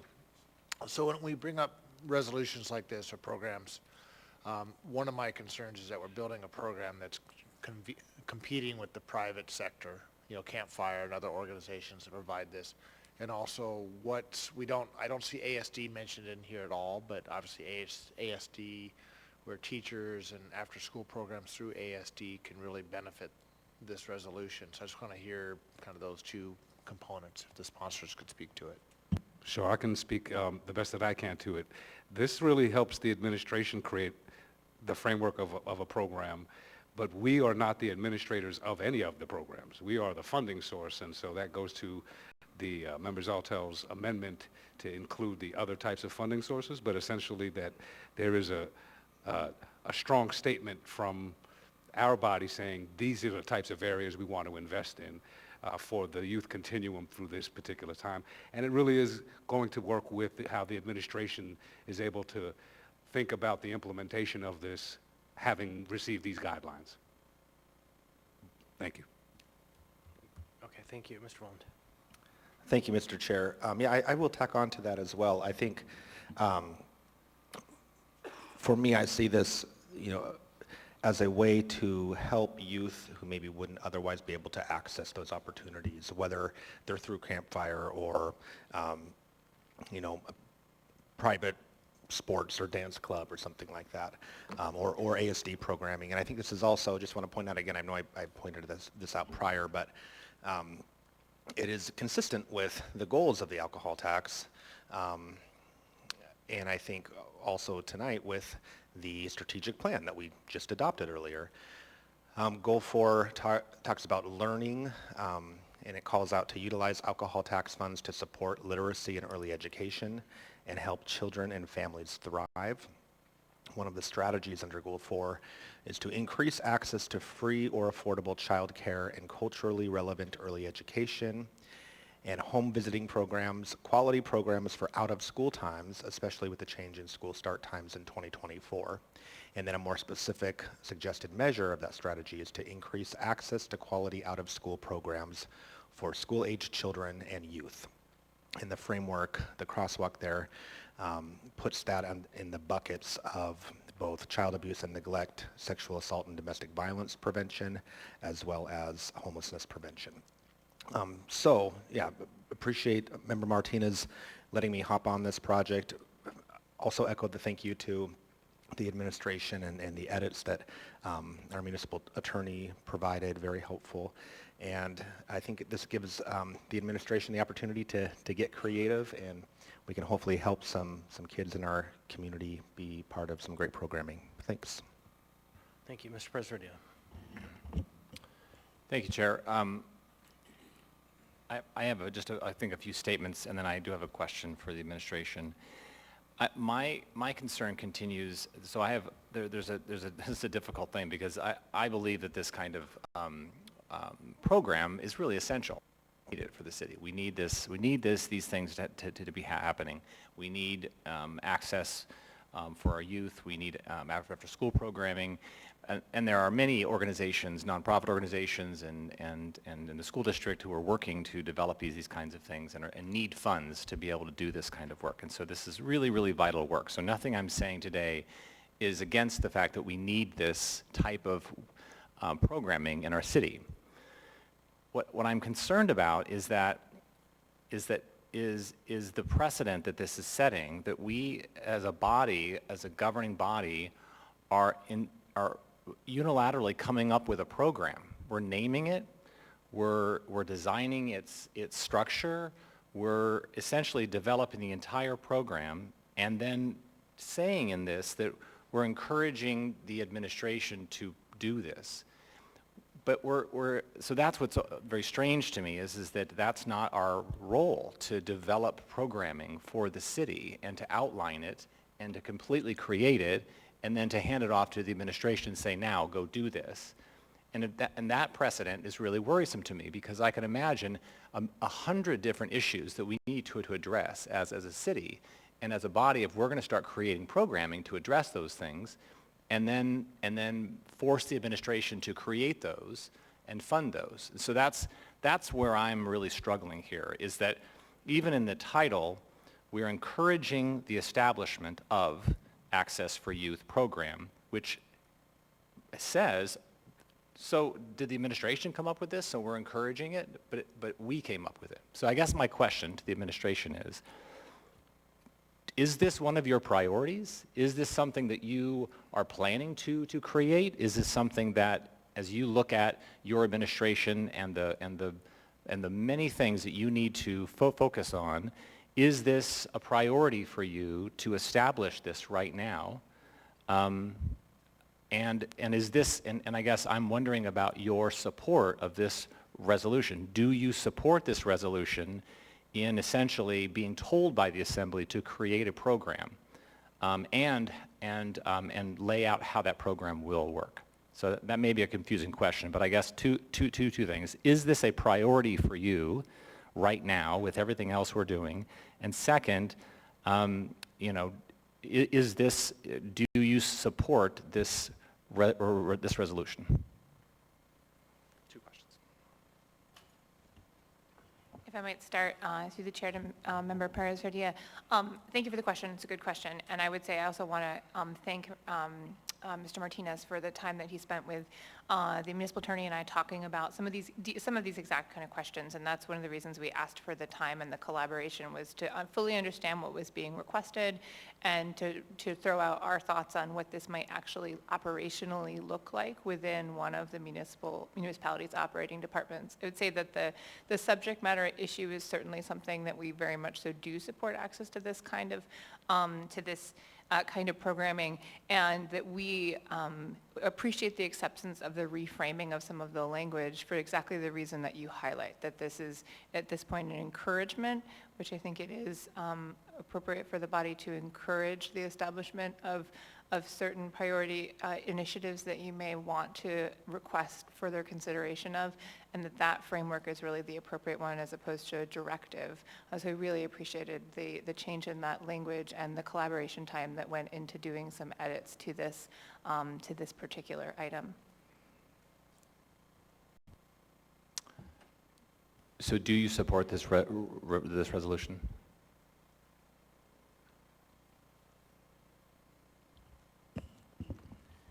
Through the chair to Member Perez-Verdia, thanks for the question. I mean, while this is not an administration initiative and it didn't originate with us, we appreciate the work that's gone into it and see the big picture guidance to consider as the municipal manager has addressed. And so certainly considering before and after school programming and extracurricular activities for youth is certainly a priority, and support, this resolution.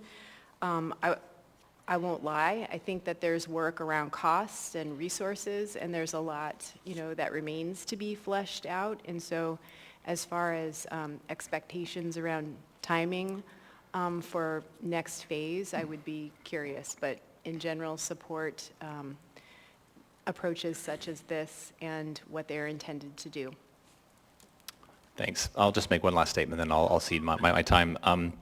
I think, like the administration, support this kind of work. I do think that it's a priority. I think these are things that we need to be focusing on and that our young people in the city need desperately. I don't think this is the right way to do it.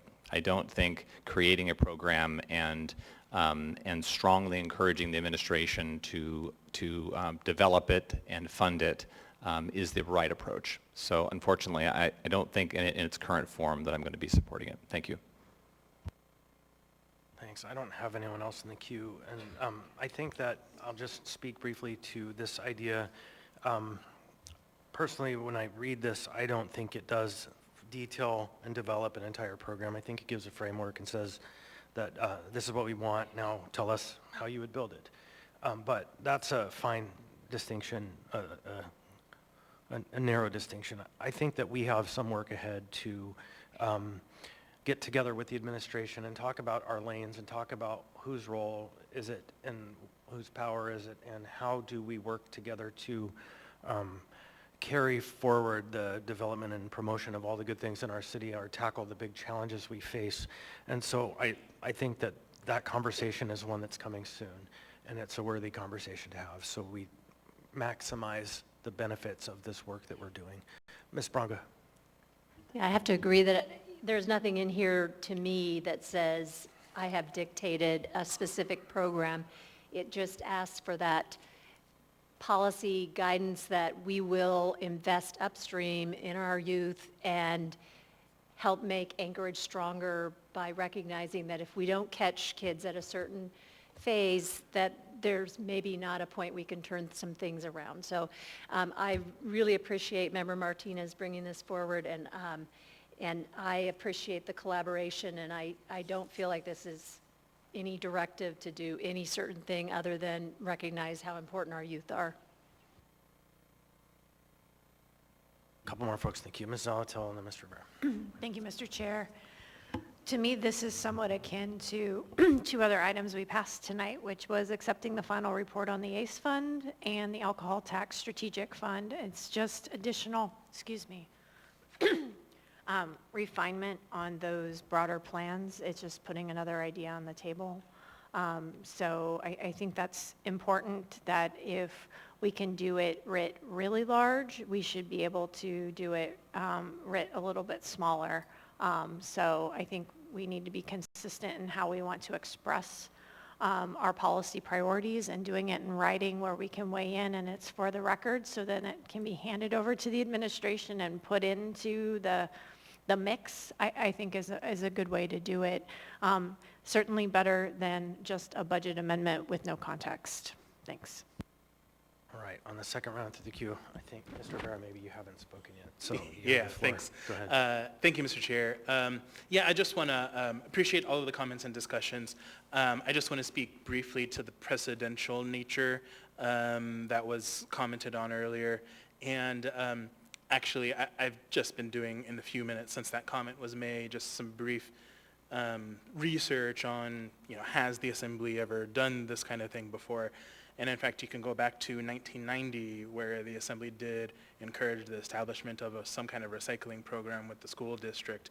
But it was encouraging the administration to work with the school district to establish such a program. So all that to say, I think there are probably dozens of examples throughout municipal history where the Assembly has encouraged something to happen, and I think it's totally in our lane to do so. Thank you. Mr. Volland. Thank you, Mr. Chair. Yeah, I'm kind of grappling with this concept as well, and certainly I don't want to take the stance of assigning the administration homework, that is not their priority when they're doing so many things and tackling some big objectives. If I'm not mistaken, I think my co-sponsor, Member Martinez, one of the reasons he wanted to initially bring this forward was to have a conversation in our body looking forward to budget season and saying, essentially, if we do bring forward an amendment, I want to have alignment as a legislative body. We have sometimes limited opportunities to have those conversations and to set our own priorities in a way that I think is meaningful and forward-looking. And then, certainly did appreciate, again, that opportunity to meet with the administration, and many of these edits that are in the S1 version, I think if not all, most of them certainly are from the administration, just so folks know. And yeah, I think it's a balance, right? We've had a lot of conversations recently about what is our role as policymakers, and how do we start, when do we start our work on our own priorities or our own initiatives? And I think there are times in history where the branches are more aligned than others, and that might be even more challenging. So the way that I see it, and the way that I wanted to hop on this project again, was to see if my colleagues, if this is a direction that we want to go in, again, implementing some of those plans that we've adopted, tackling this need in our community, and frankly, just because it's, I believe, responsive to my own constituents who are struggling to access some of these programs. So I hope that we will be able to support this tonight. Thank you, Mr. Chair. Thank you, Mr. President. Thanks. Yeah, I really appreciate the comments, because I think if I could see this as simply an idea, here's an idea, here's something that you might could consider. We think it's important. Hopefully you think it's important. So please consider it. The challenge I have is that throughout the document, it gives direction about what to do. It says that they need to establish. They should have regular reports to the Assembly on the progress of this specific program, which is called Access to Youth. And it asks for them to collaborate with others in developing it. It urges the administration to propose a budget for this particular program with an appropriate department to remove barriers. So it is much more than an idea. It is clear direction on telling them what to do and how to do it. And so that's the piece that I think is so challenging with this. And once this debate's over, and this has the vote of the Assembly, then it has the weight of the full Assembly. And for the administration to come back and say, we didn't do that, we didn't develop that Access to Youth program, then they are violating our direction. So I don't think that by doing this, it gives them the option to not do it. It requires them to take action because they have the weight of the full assembly directing them to create this program. So that's the thing that I'm most concerned about, is that it's a very confusing document. It says at one point encourage, but in other areas it gives clear direction for what they're supposed to do and how they're supposed to do it. And I don't believe that that's the action that we want to take with this administration. So that's that. So unfortunately, I continue I want to support this. I really do, because I think it is important work. But the way it's being done, I think, is not appropriate. So I'll leave it at that. Thank you. Thank you. Mr. Martinez. Thank you, Chair. I would just close with this. I was going to ask Member Perez Verdia for the specific lines, but I think it'd be easier to just describe that all of the amendments, as Mr. Volden mentioned, all of the underlying additions, looking at page 2, for example, section 3, line 18, where it describes the Anchorage Assembly urges the administration, and then it has underlined, to propose and develop a budget. Just, I wanted to recognize that all of the additional language was language added by the Municipal Attorney's Office to this particular S1 version. So I don't know that you'll have better clarity with respect to what the mayor has already said with respect to the overall alignment, but I think this is pretty well aligned considering the genesis and the remixing of the original through this one with respect to the input of the administration. Thank you. All right, no one else in the queue. Members may proceed to vote.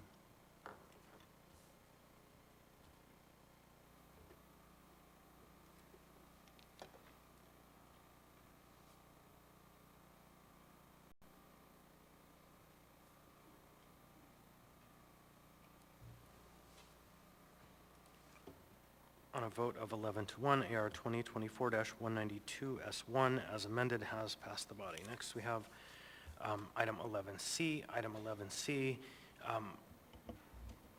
just for cleanliness, I believe the move is to postpone this indefinitely. I'll read it. We could just take no action, but because there is no motion pending. AM 575-2024, recommendation of award to STG Pacific LLC for design build services for warm storage building, Port of Alaska. No motion pending. Move to postpone indefinitely.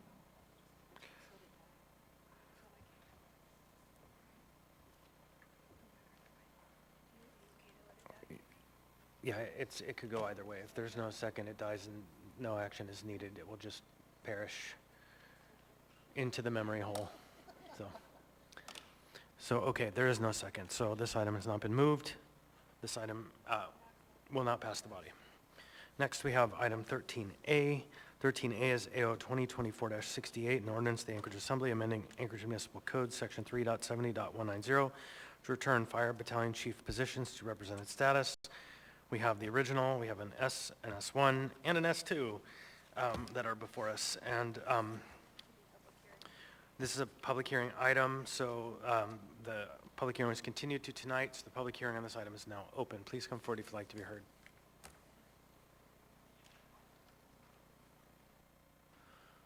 The mic is off, so just the green button. Welcome, please state your name, what part of town you're from. You'll have 3 minutes.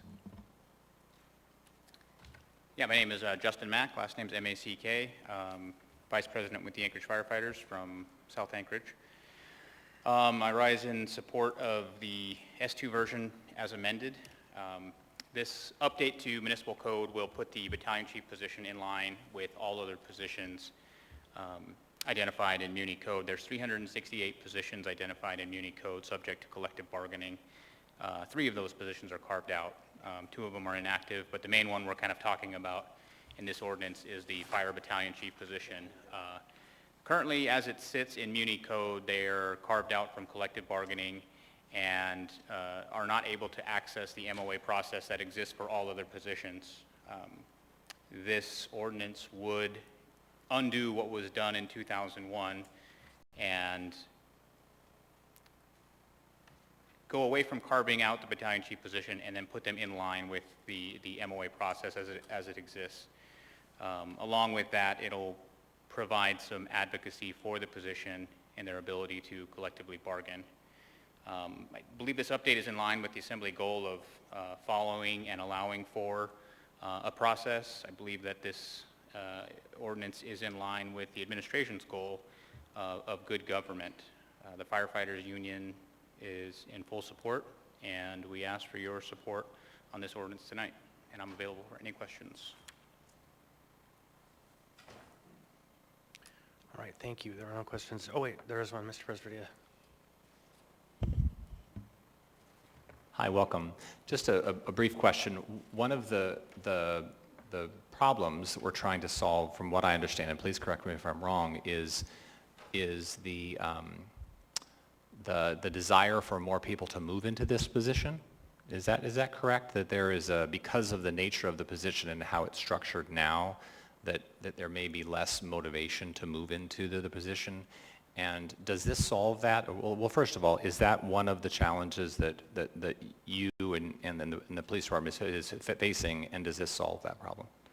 Yeah, the process of becoming a battalion chief in the Anchorage Fire Department involves basically getting your battalion chief book and working through a somewhat long process to get all of your checkoffs done, certifications and experience and exposure.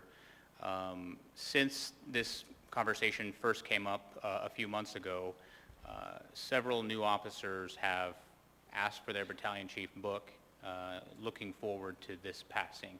People who otherwise would not consider becoming a battalion chief, which would involve leaving the union. And so I would say that there's broad support at the captain level. The captain level in the Anchorage Fire Department is where we draw from to get our battalion chiefs. And so I would say there's broad support among the captains for this ordinance. Thank you. Ms. Bronga appears to have a question. Thanks so much. So it says in the second whereas that, well, on the old one, that there's subsequently opted out of the union representation. At that time that they chose to opt out, do you know the reason? Were they wanting higher salary and were willing to forego that union representation so they could have a higher salary, or what was that reason for opt-out? I think that there is probably some differing opinions on the reason for pursuing this in 2000. Going back to the 80s, there was a big fight that took place to get the battalion chiefs into the union. That fight continued and sort of reared its head in 2001 with battalion chiefs getting out.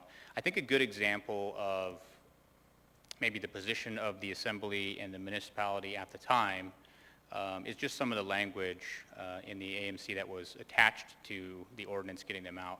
The idea of incentivizing employees to leave their bargaining unit, I think, is just a clear sign of what the intent of the administration had at that time. I had one more follow-up question. I don't think it says this anywhere in here, but there's no retroactive, it will just have an effective date starting whenever, but we won't go retroactively and take care of the Kelly wage disparity or leave disparity in the past? The process, as I understand it, would be if this passes tonight, it would default the battalion chief position into the bargaining unit.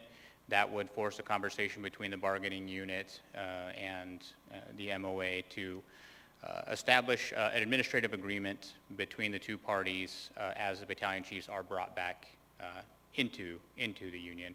So how it impacts the current BCs, at least to my understanding, is that all current BCs would have an option.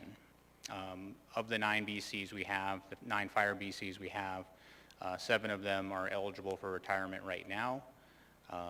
We don't want to come in and force those folks in their last few years to leave the comfort of their position as it exists now and be forced to join a union. When the battalion chiefs left the union, they were phased out over time. So nobody was forced out of the union, although the MOA did incentivize some folks to leave the union. We anticipate it going in a similar fashion with this one, which is we're not going to force any current battalion chiefs to do anything. New battalion chiefs will be in the bargaining unit should this position stay in the bargaining unit.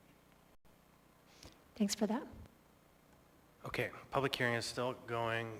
Anyone else wish to be heard? Anyone at all? Seeing, hearing none, public hearing on this item is now closed. What's the will of the body? Move to approve. Second. Moved by Ms. Zalatel, seconded by Mr. Rowland. Mr. Constant? Thank you. I would move constant amendment 1. Second. Point of order, Mr. Chair. Is it, I'm sorry to interrupt, but I know there was a motion to We approve. got to move to approve, sorry. Do we say which version? Thank you. I didn't move to approve. I jumped to the amendment, so. No, we had a motion and a second. You I just don't know you if there's. Which Yeah. version? The S2. All right, so there's a motion to approve the S2 on the floor, and it's been seconded. And now there's been a motion to move constant amendment number 1. Is there a second? Second. Who said that? I'm sorry. Rivera. Okay, thank you. Seconded by Mr. Rivera. Mr. Constant, would you like to explain Yep, your amendment? thank you. So in discussions with the administration, because of uncertainty and questions, though this is sat for 60 days, trying to get us to today, there were some concerns, in particular paramedic supervisor. The crux of the conversation we're probably going to have tonight is about who is a supervisor and who isn't a supervisor, because the code prohibits supervisors from being within bargaining units. And that is a whole Pandora's box of a conversation. So they asked for 2 things. 1, to remove the paramedic supervisors from the ordinance just because it's literally, it says supervisors, and there's an added kind of wrinkle to it. There are no paramedic supervisors. It's classification no longer used, so it's moot. And then we had added a whereas statement in the draft that said we find essentially that the battalion chief does not regularly require exercise of independent judgment, is not a supervisor. The administration asked for that to be removed as well. And there was no beef with that, because ultimately when we get to the debate, the mission is to eliminate the star that prohibited the battalion chiefs from joining the bargaining unit, because it would then prohibit the personnel board from reviewing the question of whether they are supervisory or not, because the code would say no, they are not. Or excuse me, that they are. And so this amendment is kind of a compromise to clean up some language to kind of bring it in alignment with where the administration is at. All right, anyone else on the amendment? If not, members may proceed to vote.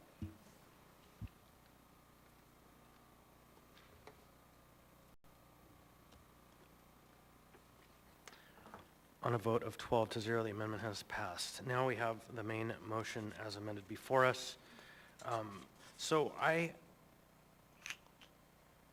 Does anyone wish to speak to this item? I have a question, Mr. Mack.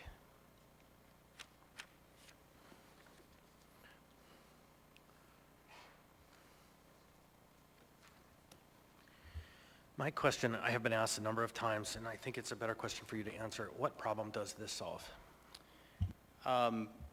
Justin Mack, Anchorage Firefighters Union.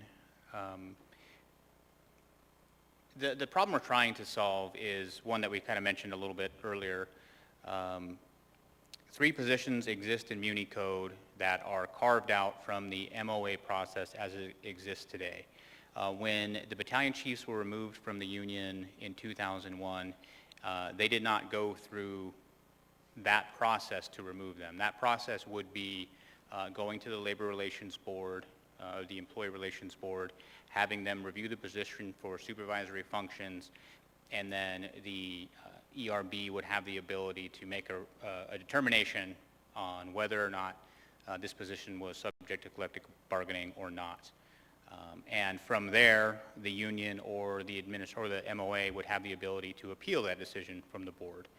Instead, it was simply an asterisk created in Muni Code, carving this group out of collective bargaining and sort of bypassing the system. What we're asking today is to undo that carve-out and allow this position to follow the same process that the other 365 positions identified in Muni Code do. So that's the problem we're trying to solve. And one more time, what would that process look like?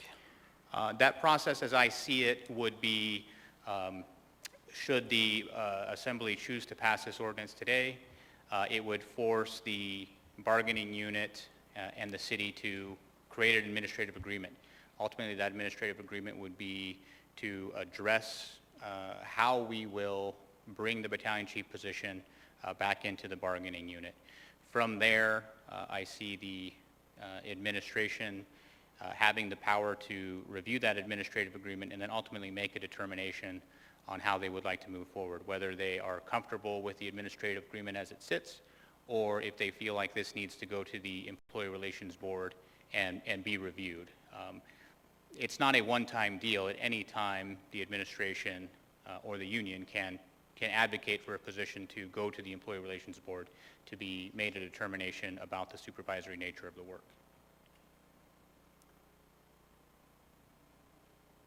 So I do have two people who've added themselves. Was it for debate or questions for the speaker?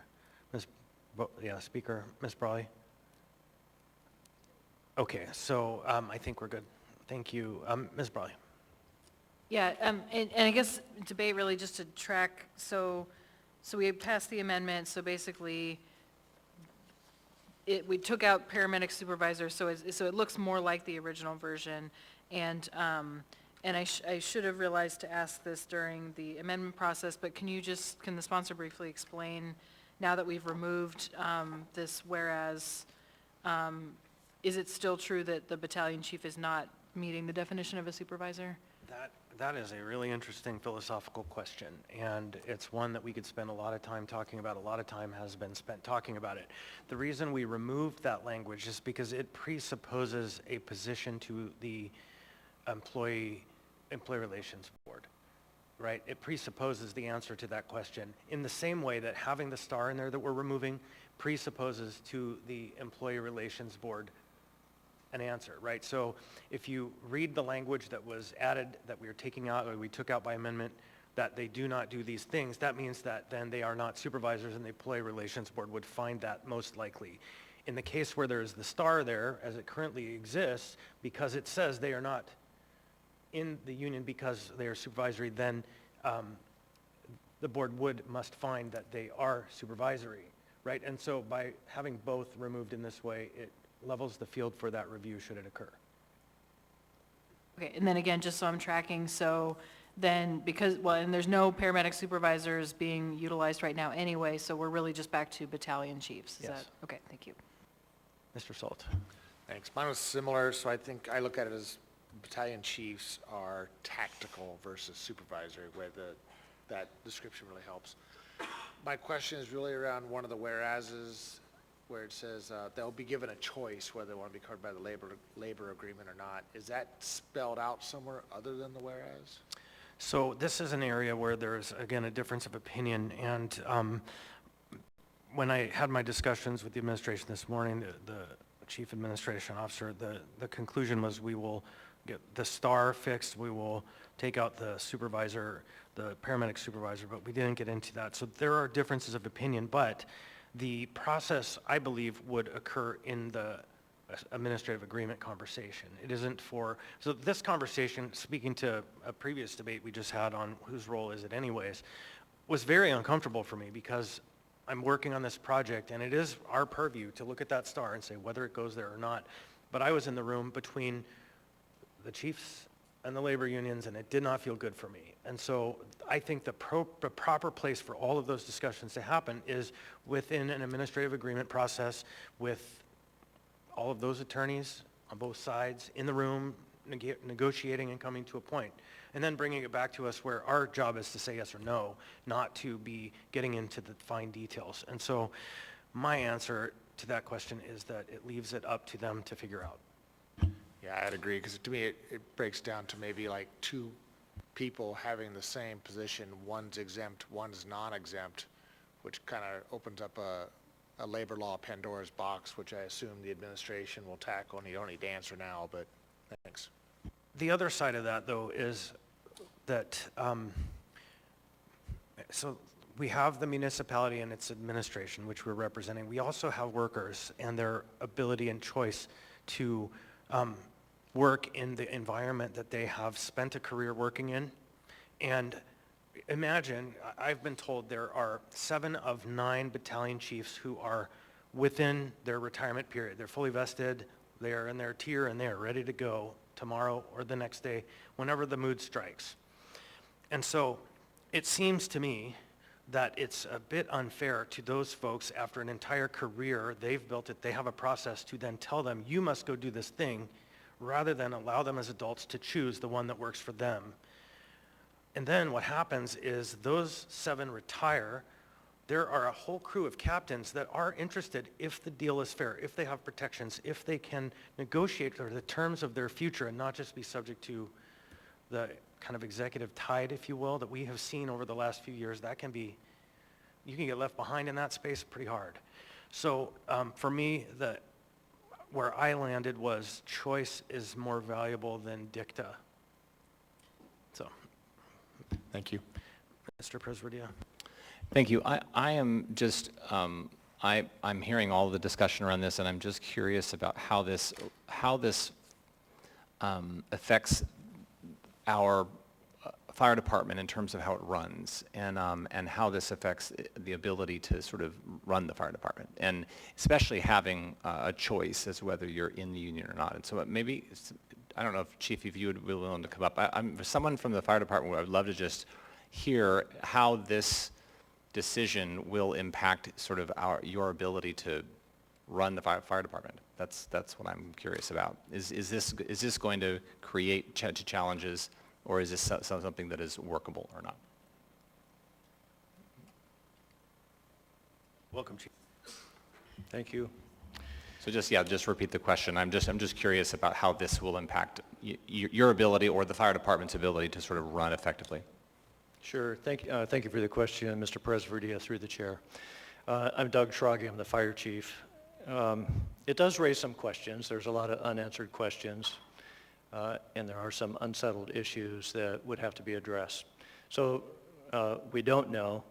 I am very concerned about the opt-in portion. I think that if we end up in a situation where we have, as Mr. Salt was alluding to, if we have unionized battalion chiefs working alongside non-union battalion chiefs, that could be a recipe for dysfunction.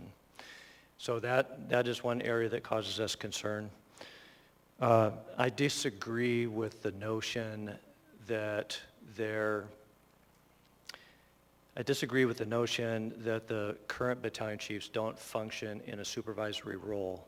And I also don't agree that the battalion chief, that on-duty supervision is not needed around the clock.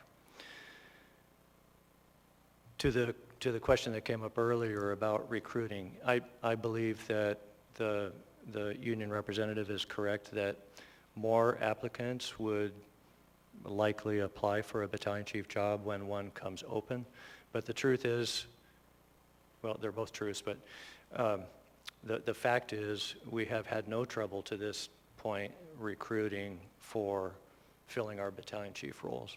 And I think one of the impacts it will do is it will shift the reluctance to leave the comfort and safety of the union to the next layer up. It'll make it harder to recruit for assistant chiefs.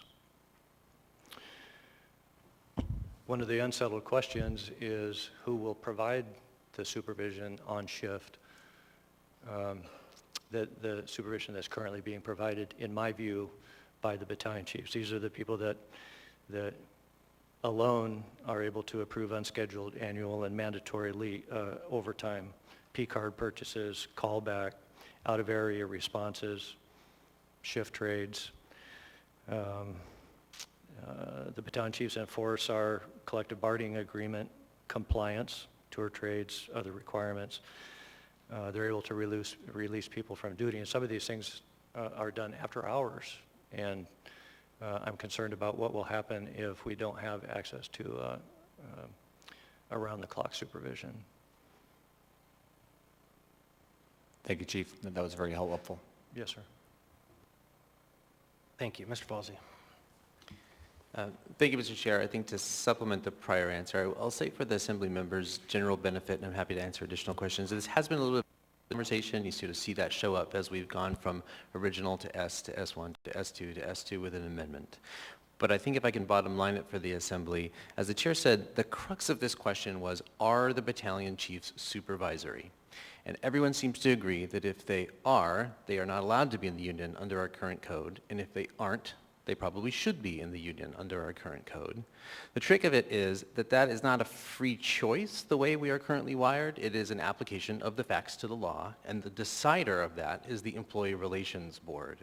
So where I think we may have landed in this final analysis under the S2 as amended is that we're trying to tee it up where we can take that question to the Employee Relations Board. We have a definition in code of supervisory employee that's based on National Labor Relations statutory language. As you heard from the chair and now you've heard from the chief, there is a little bit of a loose question about where the battalion chief should fall in that, but the process is to take that question to the board. I think the last bit of potential lack of clarity here is the order of operations. I think as we had left the conversation, we envisioned that were this ordinance to pass, the next step would be to go to the board, and if the board told us that the battalion chiefs were supervisory, there's no administrative agreement to be had at this point, and so there's no additional steps to be taken. If on the contrary, the board says they are not supervisory, then we have to negotiate terms of employment and administrative agreement, and the rest of the ordinance takes into effect. I'm not sure we are completely on the same page on that yet, but that I think that is our understanding of how this would all play out with the current language.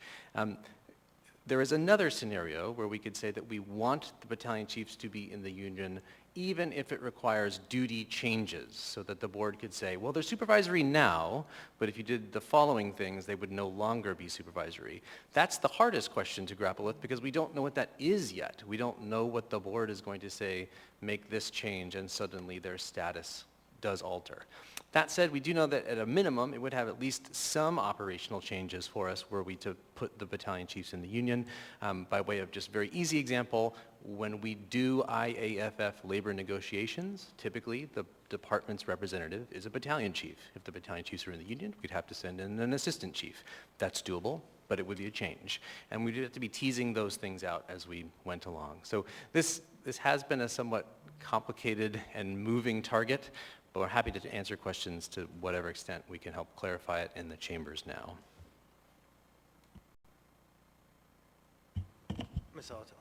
So thanks for that, Mr. Falsey.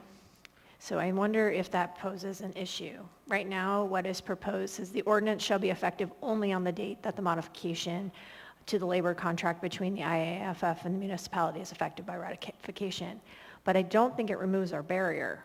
We need the code to change to trigger being able to allow the Employee Relations Board to consider the question. And then the last order of operation is if that answer is yes, they could be included in the contract, then the AA would take place. So I think this ordinance would then have to become effective immediately, knowing there were follow-along steps prior to its implementation. Does that comport with what you just said too? Through the chair to Vice Chair Zalatel, I think that is the union's position. I'll confess if we're going further down the rabbit hole that we don't see the current code language as precluding anyone going from the board right now because it creates a classification that says the classification was for those who were in the union only through a certain time, but then it creates sort of a null space for the current battalion chiefs. So the battalion chiefs who are out of the union now could petition the board, or we could petition the board, or the union could petition the board and say, but by all rights, we should be back in. Certainly, though, there is confusion on that front. So one way of doing this would be just to say, the whole thrust of this ordinance is to say, whatever that asterisk means, it doesn't mean you can't go to the board and the board doesn't have a free application of whether the battalion chiefs in their current configuration meet the definition or don't. Thank you. I have the queue. Mr. Mack, would you come back down, please? So I have a lot of heartburn over selective interpretation of the code. A lot of heartburn about this. And so if you look at the NLRB accepted definition of what a supervisor is, you have to do some of these certain duties. Now, it's interesting when you review those duties because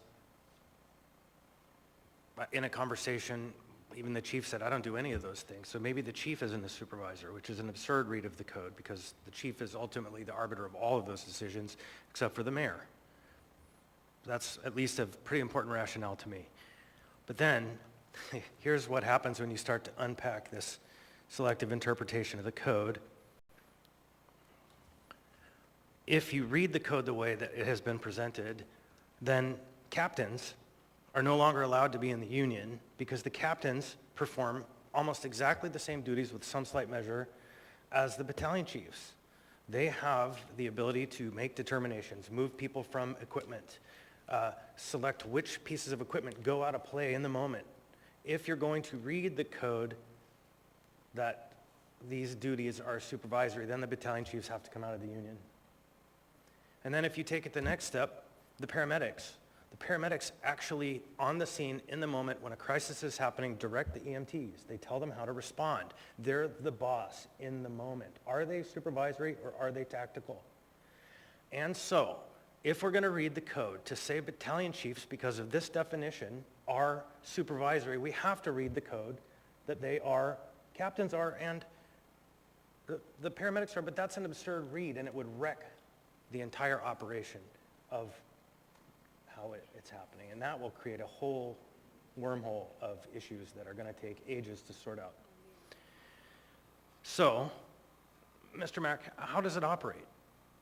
How does this work? Yeah, a few points to discuss. I would say the battalion chief position is a operations-focused position.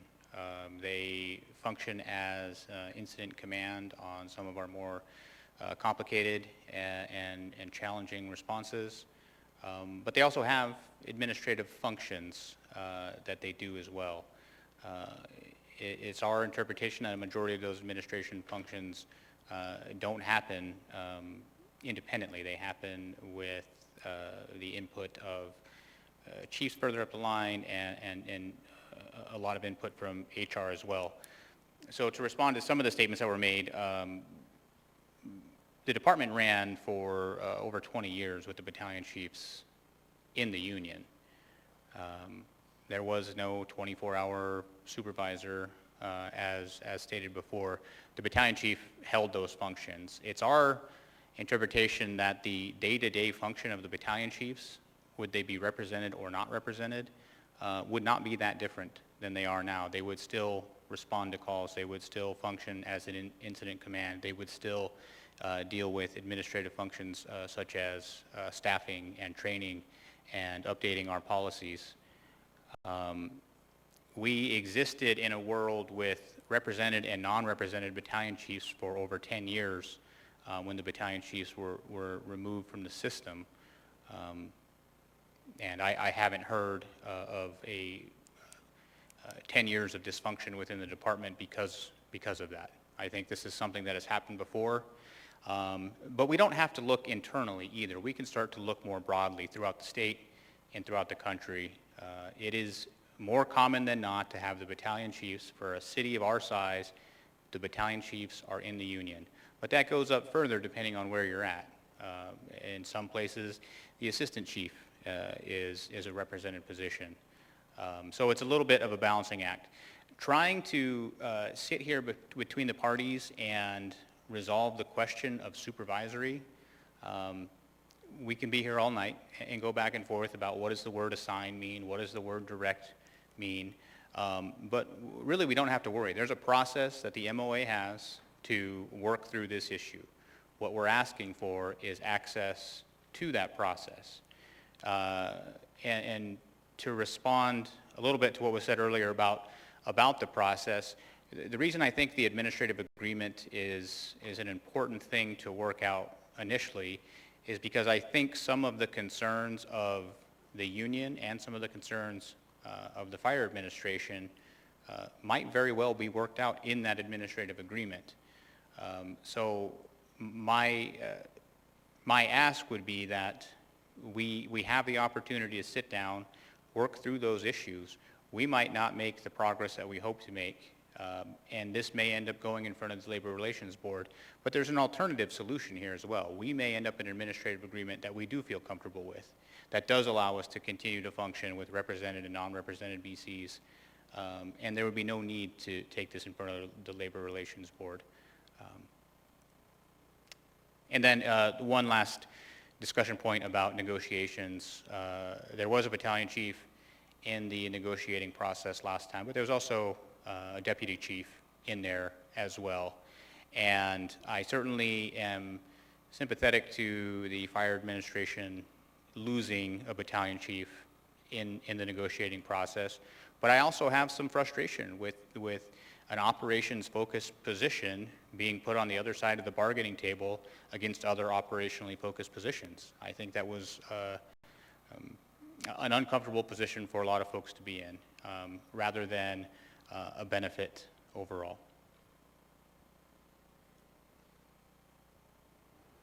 All right, so the gist of that for me is if it is an operations person, if their primary function is on the operations side, they aren't executive administrative, and there should be some clarity and delineation between those functions. And the negotiations are properly between the operations side, the people doing the work out in the field, and the folks in the administrative offices whose job it is to see the efficient operation of the whole. And I think that's classic labor organizing 101. So I'll cede the floor, Ms. Zalato. Thank you. I intend to make an amendment on page 3, section 3. It should read, once amended, this ordinance shall be effective immediately upon passage and approval by the Assembly. Second. There's a motion to amend made by Ms. Zalato and seconded by Ms. Brawley. Thanks. The way this is written is nonsensical. Either we are amending code or we're not. And then what happens after we amend code? All these other things we have heard about can take place, right? So, because if it's otherwise dependent on the labor contract agreement, like, do we want code to reflect this change or not? And then from there, the parties, the labor union and the administration or the fire department can go back and negotiate an administrative agreement. The Employee Relations Board can weigh in based on the baseline we have set, which is what the code says. To do it in any other order makes no sense to me. Our lane here is very narrow. Do we want to define things in code a particular way or not? Yes or no? That's the decision before us. And then when does that become effective? To have it become effective only if there's a meeting of the minds doesn't make sense to me, because you don't know from what position you're even negotiating. So I think this only works if it becomes effective immediately, if passed and approved by the Assembly, and then they can all go back and work it out. So I have myself in the queue. Mr. Constant. Thank you. I would offer an alternative to that that's close to that. I would ask that it become effective in 60 days, not today, and allow the parties to have an opportunity to have some conversations and come to a meeting of the mind. Then if the determination is that there are things that are substantially broken with this because we don't know and they've had an opportunity to figure it out, we can use that most despised motion to rescind something previously adopted because it won't have gone into effect. And so this would give them time to be able to have the conversations that they need. Because I think the gist of this really they're asking for is first let's figure out the work plan, what the lay of the land is, and then let's take it to the board to decide if we need to. And so I would ask the makers to consider it rather than effective immediately, effective in 60 days.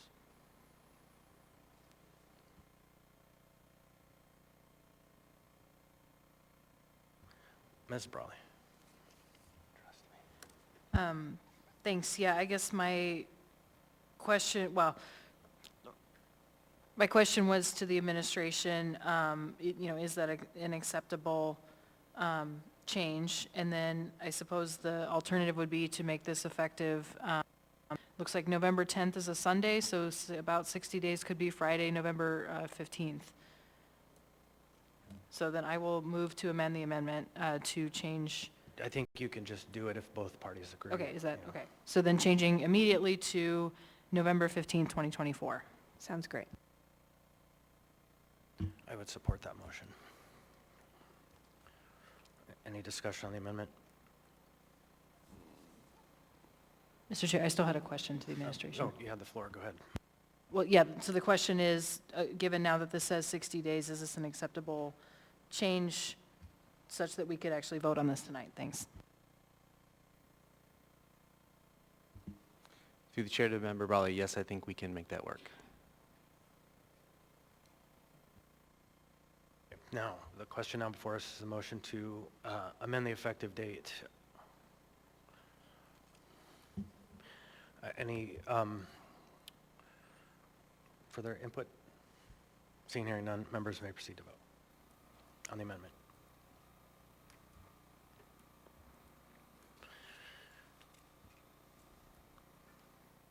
On a vote of 12-0, the amendment has passed. Mr. Salt.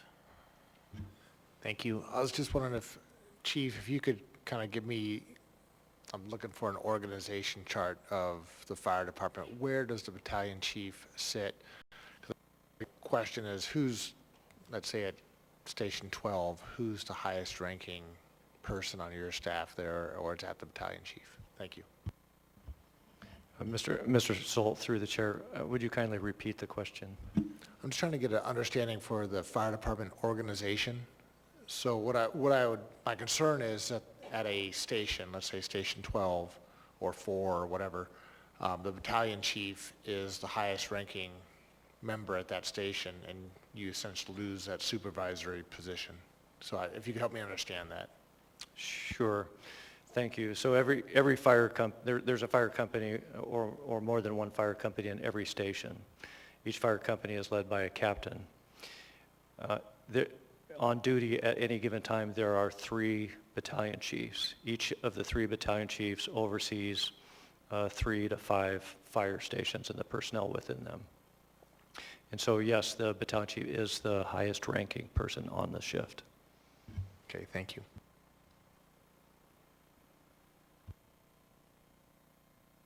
Any further discussion? Seeing and hearing none, members may proceed to vote.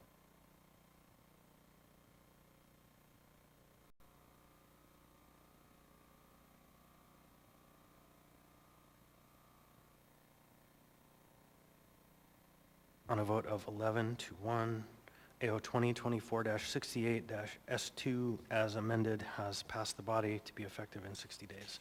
Thank you.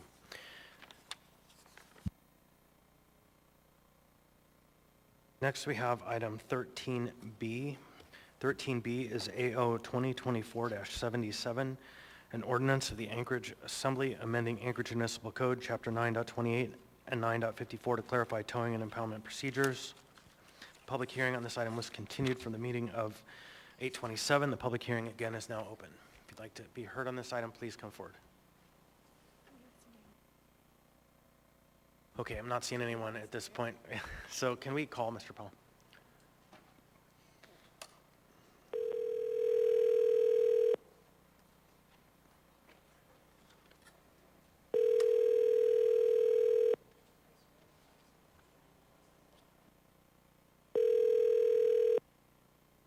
Hello, this is Jacob. Mr. Powell, this is the Anchorage Assembly. We're taking testimony on AO 2024-77, an ordinance regarding towing and impoundment procedures. You'll have 3 minutes. Please state your name. Hi, my name is Jacob Powell, and I'm a constituent at North Star. I wanted to speak on this. I was thankful that for ADN for covering it. It's really excited to see this ordinance coming up before the Assembly. There's a saying I like that it's really expensive to be poor in America. And I think about this all the time when something happens to me and I have insurance and it covers it, and a lot of people can't afford insurance. Or I've got a nice car so stuff doesn't break so I can afford to keep going to work every day. And yeah, I think small things like this, allowing people to get their property back, is huge. To let people continue to try to make a life for themselves, because if people say you got to pull yourself up by your bootstraps, but if every time you get moved, every time your car gets towed, every time your camp gets abated, they pull the shoestrings off and they don't give them back to you, how are you supposed to make a life? So thank you to the Assembly for bringing up common sense things like this, small things. This is what local government is about. to make it a little bit easier for people to get by in our town. So thank you. Thank you, sir. All right, anyone else in the room wish to be heard on this item? Anyone at all? Seeing, hearing none, public hearing on this item is now closed. What's the will of the body? Move to approve. Second. Motion to approve by Mr. Rivera, seconded by Ms. Zalatel. Mr. Rivera. Yeah, thank you, Mr. Chair. So this ordinance is meant to align the intent of a 2014 rewrite of Anchorage Municipal Code 9.54.030 with reality. As sometimes happens with my work, this ordinance actually originated due to a complaint and report that came out from the Ombudsman's office. In 2014, a rewrite was done to our towing code that was intended. According to the Ombudsman's report, the Ombudsman's office was one of the members of the working group that worked on that rewrite to allow all residents who have a vehicle towed for one-time free access to get their belongings, except for a vehicle towed as criminal evidence. That's separate. An interpretation was made by a prior municipal attorney's office that the 2014 ordinance only impacted what's called private property impound and did not affect APD impound. This ordinance seeks to go back to the original intent of the 2014 ordinance and resolve this question so that both private property impound and APD impound are treated the same in terms of the one-time free access to retrieve your belongings. Except, of course, in the case of a criminal investigation. Those are always treated separately. There is a proposed amendment that I'm going to move soon that addresses one of the concerns that the administration had about the effective date of the ordinance, since we have existing contracts that the municipality has already in place. There was a secondary issue that the administration raised about possible increases in the MOA contracts for APD impound. That's not going to be addressed by this ordinance, as those contracts won't be renegotiated until next year. So this is really something that should be taken up in the budget, probably during first quarter budget revisions, if we expect to see an increase in any possibly renegotiated APD impound contracts. That said, if there is an increase, which, question mark if there will be, it would be minimal, as we're talking about at most $125 per instance of vehicle being towed and needing to access the belongings in the vehicle. So we're not talking about huge sums of money. With that, I'm going to go ahead and move Rivera Amendment Number 1. Second. Motion to amend by Mr. Rivera, seconded by Ms. Zalatel.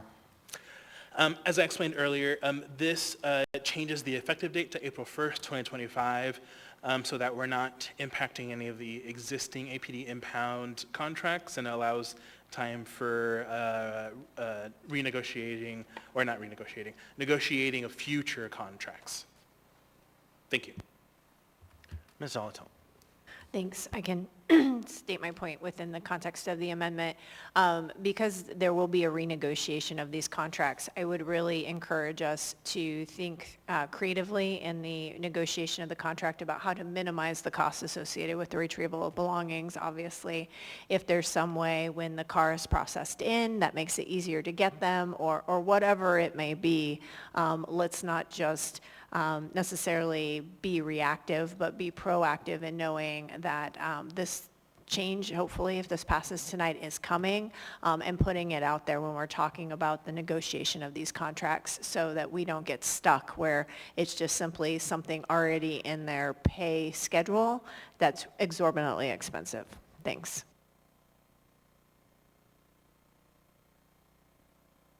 Anyone else on the amendment? Seeing, hearing none. Is there any objection to the amendment? Asking unanimous consent. No objection. The amendment is adopted.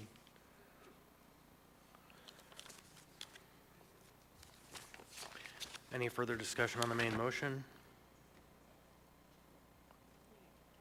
Ms. Braga. Thanks, Chair. I talked with the Ombudsman's office. I was trying to understand, probably most of you saw the email from a constituent that had talked about how you can buy an unregistered vehicle at an auction and for a very cheap price, and there is a problem with kind of disposable vehicles on our street that once there's a problem with it, they just abandon them.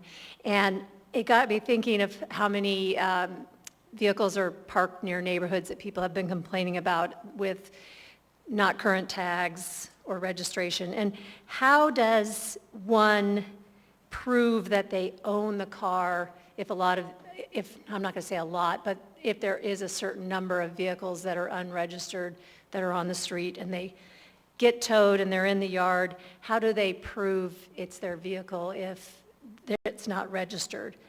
And then the other question I had is, you talk about pursuant, which I was really happy that it got explained to me that means further in here, it talks about it should be between 9 and 5.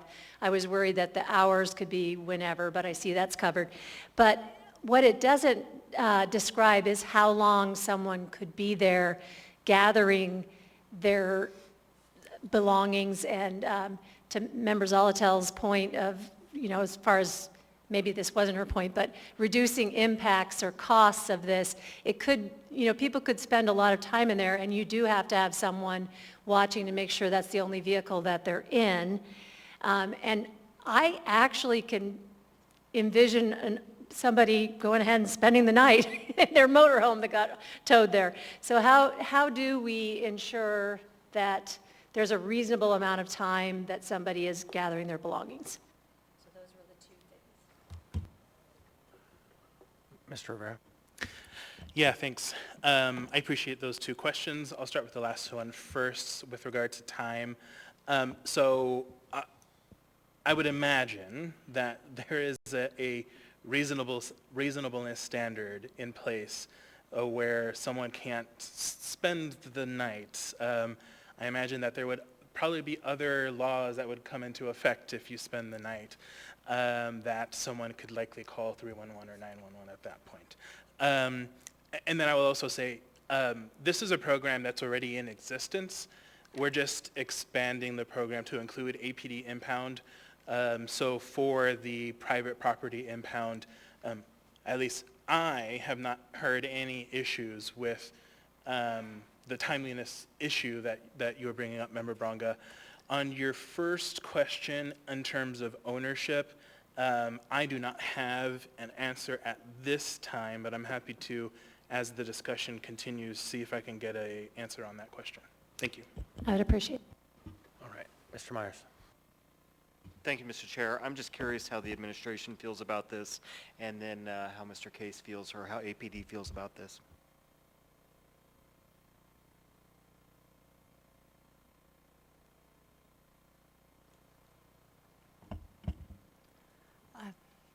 Thank you for the question.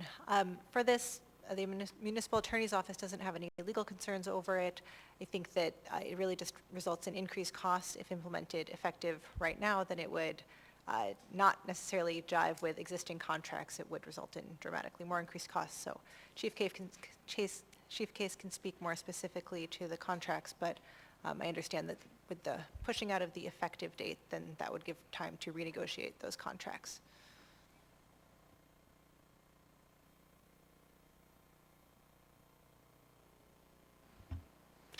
Through the chair, Mr. Myers. So our main concern is not renegotiating the contracts before the expiration date. And then we always have the concern of just how it will impact contracts in the future, particularly when we're looking at some of these contracts are not, we don't have a lot of towing companies that bid on these. And so, and the increased cost of the towing contracts have progressively gone up exponentially.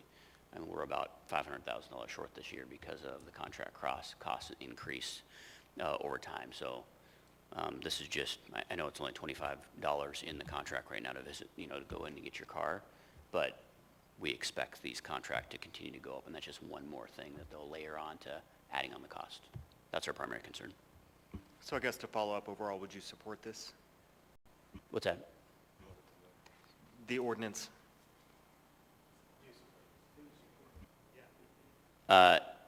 No, not with the pushing it out to the dates where the contracts are expired. We don't want to renegotiate in the middle of the contract. Okay, thank you, Mr. Chief. Ms. Brawley. Thanks. Yeah, I just wanted to say thank you to the sponsor for bringing this forward. Was not aware of this particular issue or what was in code, but it just calls to mind the fact that people store important things in their vehicles, and especially if you don't have other options, and that is where you are keeping all of your belongings. It can be expensive and time-consuming to go get an ID when you don't have your birth certificate or you don't have other critical items. And so I think there's a gamut of, or there's a spectrum of folks that this will affect, but I think the people who have the least amount of options and would otherwise have to go chase down a bunch of government documents all over again are going to be the ones who benefit from this. So I read the comments from the operators, and I appreciate the logistical concerns. Those do seem like things that can be worked out, and I appreciate the delayed time frame, but I hope that this can be another step in not making life harder for people whose lives are already hard. Thanks. So I have myself in the queue, and I just briefly want to point to what the chief said there, and I support the ordinance. That's not the issue. The chief just mentioned that he thinks their gas tank is running dry for funds for towing, $500,000. And probably there's just a handful of us who were here the last time that happened. What that looks like is cars are abandoned on streets, like highways even, and they just sit there, and there's nothing to remove them. And so we definitely want to keep our eyes on the prize in the context of making sure we don't run out of funds for towing, because that quickly becomes a real problem. It's an issue. So anyhow, Mr. Rivera. Yeah, thanks. So I did look a little bit in code around ownership, and it does look, at least in some of the instances here, that there is a standard. The Alaska Department of Public Safety, Division of Motor Vehicles, or the records of an agency with similar responsibilities in another state show that the person arrested for the offense has any interest in the vehicle. So it looks like in some instances there is some standard where they look to see if there is ownership. Appreciate that. All right, anyone else? Any further discussion? Seeing and hearing none, members may proceed to vote.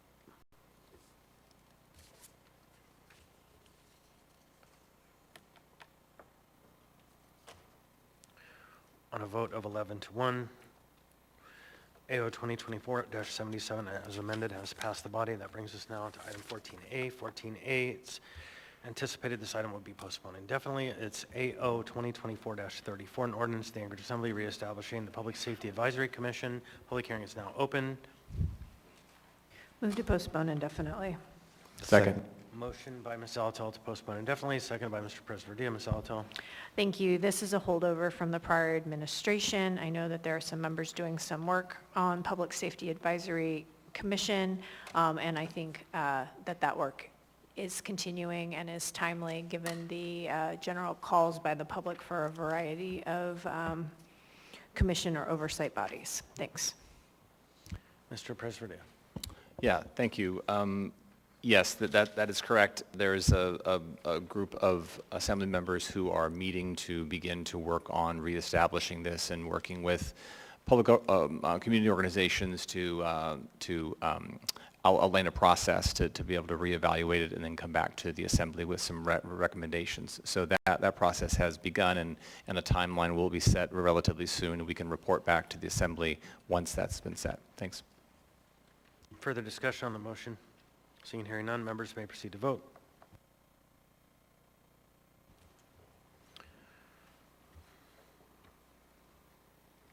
On a vote of 12-0, AO 2024-34 has been postponed indefinitely. Next, we have item 14B, AO 2024-81, an ordinance of the Anchorage Municipal Assembly amending Anchorage Municipal Code, Section 12.20.031, to require registering hosting platforms that collect and remit room taxes on behalf of operators of short-term rental units to collect and report certain information with their room tax returns. The public hearing on this item is now open. Anyone wish to be heard on this? Welcome. Are you speaking on your own capacity or GBOS? Own capacity. Right. Please state your name and part of town from. You'll have 3 minutes. Thank you. My name is Mike Hitchington from Girdwood. I serve on the Girdwood Board of Supervisors, but I'm speaking in my personal capacity. Well, I'm my capacity as a supervisor, but not on behalf of the board, rather.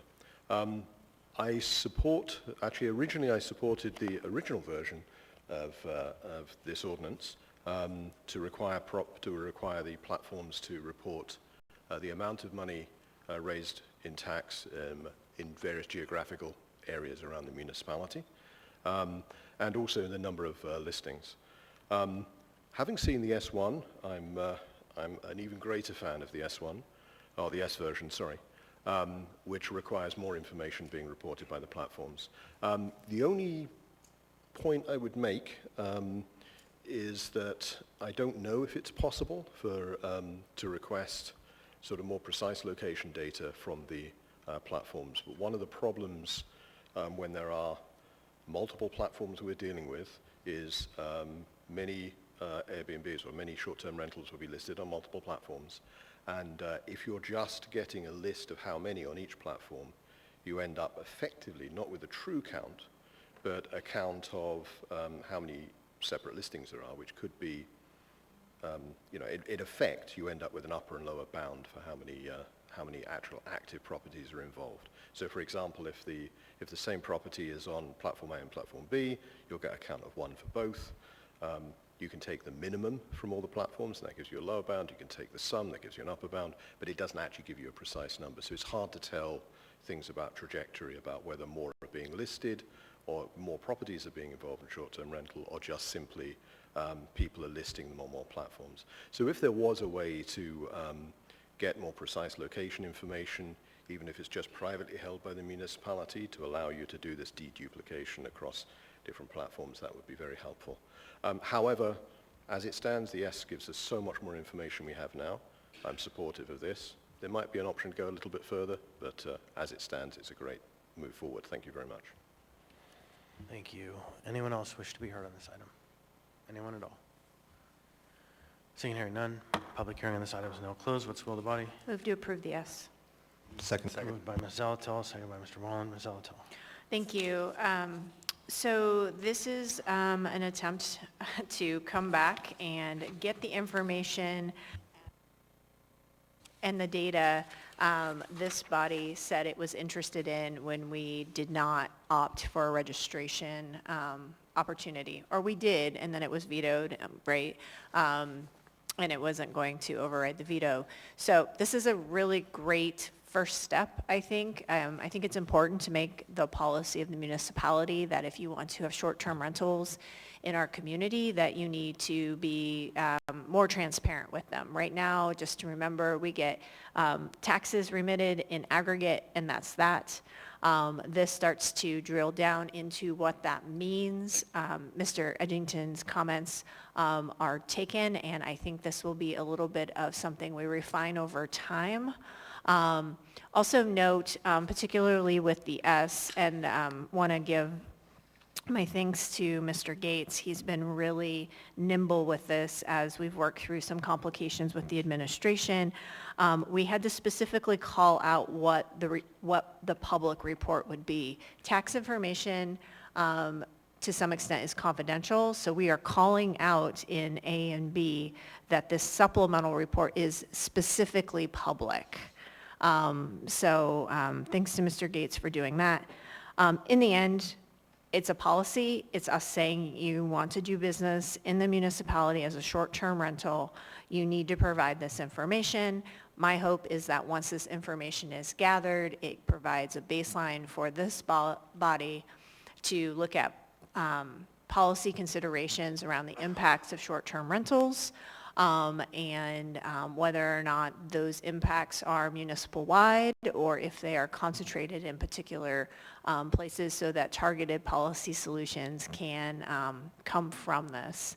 I hope we don't just sit back, get this data, and not do anything about it, because I think we are making a commitment here that once we kind of really get into this, that we need to evaluate it in some capacity.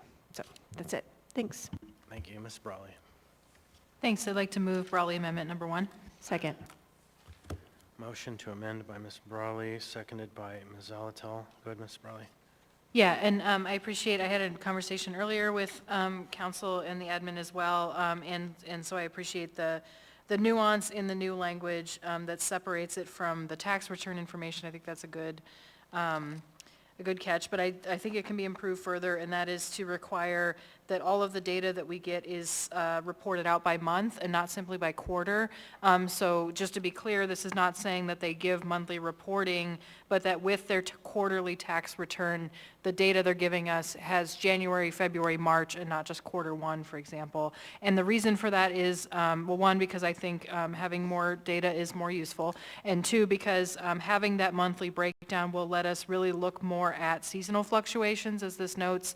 Our tourist season starts in May, that would be quarter two on a calendar year, and then it goes through at least part of September, which is quarter three. So again, I think it'll just give us more nuanced data, and to Mr. Edgington's point, it will have duplicate data if we look over the total of the city and we try to add it all together from multiple platforms. But what it can tell us is if we see a big spike in listings in a certain month of the year, or if there is kind of any seasonal variation, and that'll tell us how people are utilizing these, and I think that'll be helpful. Thanks. Mr. Martinez.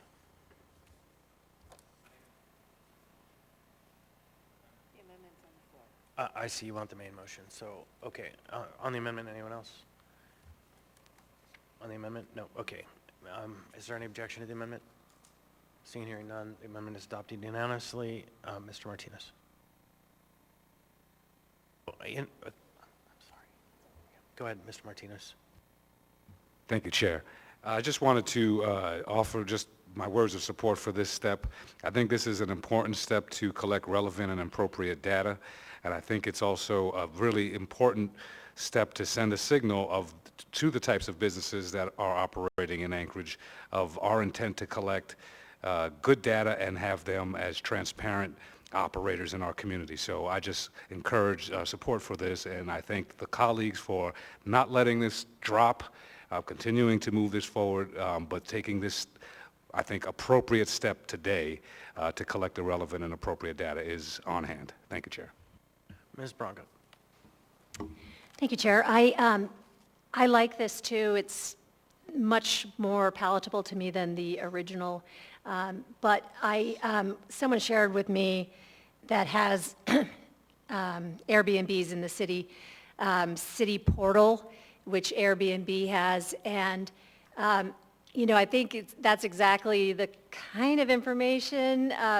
It says that around the world, blah, blah, blah, blah, we continue to innovate, ensure sharing strengthens, but it gets into here, the new tools, responsible hosting page, a dedicated web page that offers both governments and hosts an easy-to-find resource on complying with local short-term rental rules. It gets into government, allows government to look for properties within the city that have not paid taxes. Anyway, I'm hoping that that's similar. If it's not on all the platforms, it's exactly the kind of data that you're maybe looking for. But I don't think it has anything about how many are in each neighborhood. Like out in Girdwood, there's so many, and it would be nice to have a little more information on exactly how many are in each area of town. So I think this is a really good step, and I think this city portal looks like something pretty exciting, that they're realizing that these vacation rentals do have an effect on the housing stock. All right, Ms. Alatel. Thanks. Thanks, Member Baronga, for raising City Portal. I've looked at that one and others, and there are lots of data aggregators as well. I think this goes directly to the platforms to say, hey, you're doing business in our jurisdiction, you need to give us this level of transparency so that we're getting it directly from them. I think those are a great way to maybe do some of the larger data analysis and kind of to fact check if we're getting what we've asked for. So I don't think that one precludes the use of the other. Most of those do have some kind of cost associated with them to utilize, but I think both are great tools that we could use in tandem to really start to get our arms around this. Thank you. No one else in the queue. Members may proceed to vote.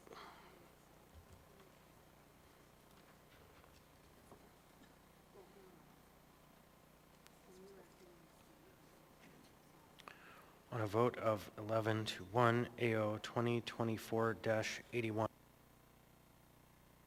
as amended, AO 2024-81S as amended has passed the body. Next, we have item 14C. 14C is AO 2024-82, an ordinance of the Anchorage Assembly amending Anchorage Municipal Code, Section 10.20.041 and 14.60.030 to modify record requirements for scrap metal dealers transacting catalytic converters. The public hearing on this item is now open. Anyone wish to be heard? Anyone at all? Seeing, hearing none, public hearing on this item is now closed. What's the will of the body? Move to approve. Moved by Ms. Zalatil, seconded by Mr. Rivera. Mr. Constant. Thank you. Many years ago now, my first ordinance actually was to ban the purchase of burnt wire. The reason is people were stealing copper wire, burning it in fires out in the woods, and then selling it for money because the resellers wouldn't they would pay more for the raw wire. This caused cancer in our fire service. We lost a firefighter because of it. In that same vein, there is a huge illegal market in this country for the metals associated with catalytic converters. Each one contains platinum and other valuable resources. And so we have that market in this town and in this state. And so what this ordinance does is it requires the purchasers of catalytic converters to take identification and VIN numbers from vehicles that the car came from to kind of arrest that marketplace, make it more challenging in our town, set up a barrier to the illegal trade. Priuses tend to be the car that gets attacked the most for whatever reason. And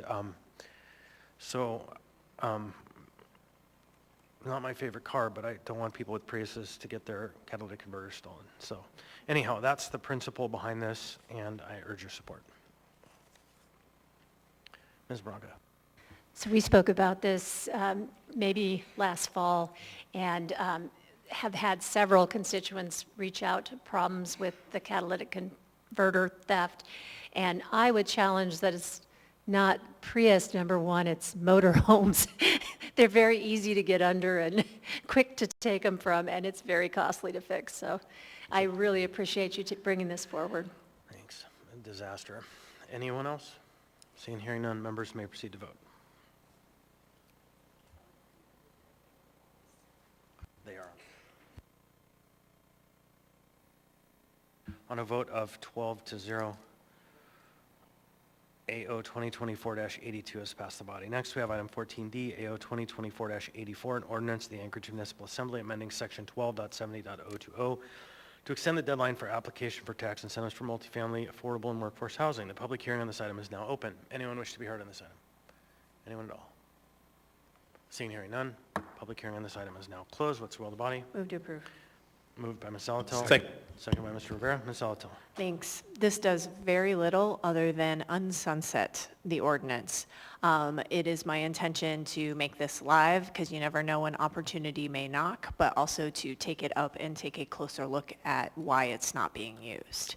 But I would rather work with something that is live and active than try to resurrect and change something all at the same time. So this simply just brings it back in its current form, and that then makes it, I think, a little bit easier to work with and have conversations about. Thanks. Mr. Martinez. I just wanted to express appreciation to Member Zalatil for bringing this forward, for getting those paddles to shock this back into code today, and offer my commitment to working on this and bringing this to committee. I think this is really important work, and to look at the usages in the future, I think, are going to be really important. But thank you for bringing this back, Members Zalatil. All right, anyone else? Seeing, hearing none, members may proceed. Oh, Ms. Brawley. Yeah, I guess, so when I was reading this, I had a lot of questions, really, and I know that this is really just bringing something back that already existed. But I know that there's been changes to state law. This doesn't speak to whether school taxes would be exempted, for example. I have a lot of concerns about kind of the general policy of transit supportive corridors. So, I mean, I guess, so I appreciate the path that you're putting forward, which is that we put this back in code and then we keep working on other options. And I guess I'm still skeptical that that's the way to go versus taking a step back and designing things that are going to be utilized, because I think I think this was passed in the hope that it would be utilized, and then it really wasn't, or it was only one time. And so, I don't know, I guess I'm torn on this one. Recognizing again that it's been in code, but if it's not being used, I think we should really diagnose more thoroughly why it wasn't being used in the first place. Anyone else? Seeing hearing none, members may proceed to vote.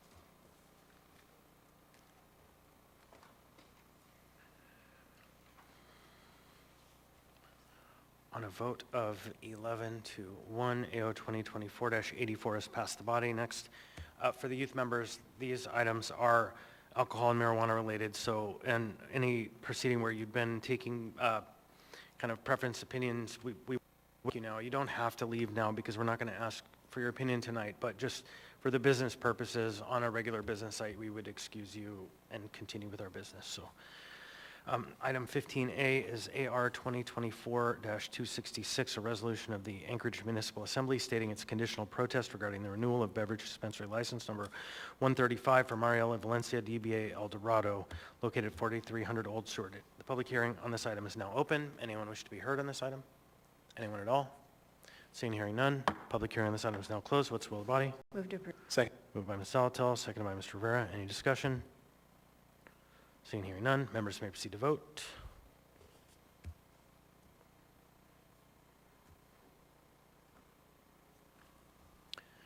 On a vote of 12 to 0, AR 2024-266 has passed the body. Now we have item 15B, AR 2024-267, a resolution of the Anchorage Assembly stating conditional protest regarding the renewal of beverage dispensary license number 3596 for Rock Dance Inc., DBA Eddie Sports Bar. The public hearing on this item is now open.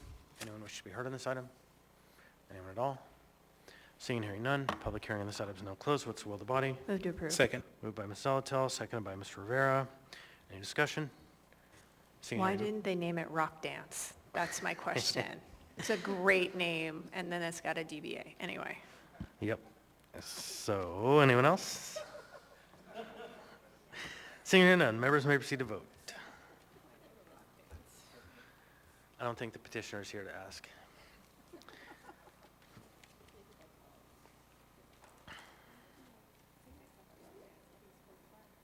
All right, on a vote of 12 to 0, AR 2024-267 has passed the body. Next, we have item 15C, AR 2024-272, a resolution of the Anchorage Assembly calling for reorganization of the Assembly in the S version. There's no public hearing on this item. So, what's the will of the body? Move the S. Second. S version moved by Ms. Salatel, seconded by Mr. Rivera. Ms. Salatel. Thank you, Mr. Chair. So there has been conversation about leadership and some real reflection about what the legislative branch looks like today versus what it looked like when I started in 2019. And it prompted a prior resolution. It's my opinion that you cannot turn this ship on a dime. There are 23 personnel. There's a legislative services office. There's a lot to us now. It was very different before when it was literally 9 members and a clerk's office. It wasn't as much.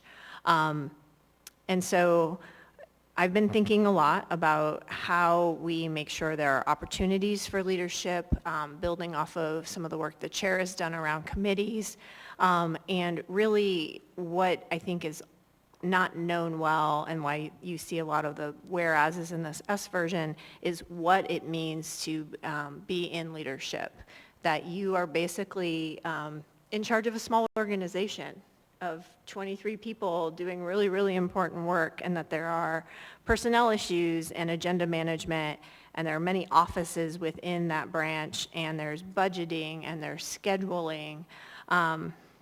Sometimes there's physical space. Mr. Rivera did that while he was chair in creating the assembly offices.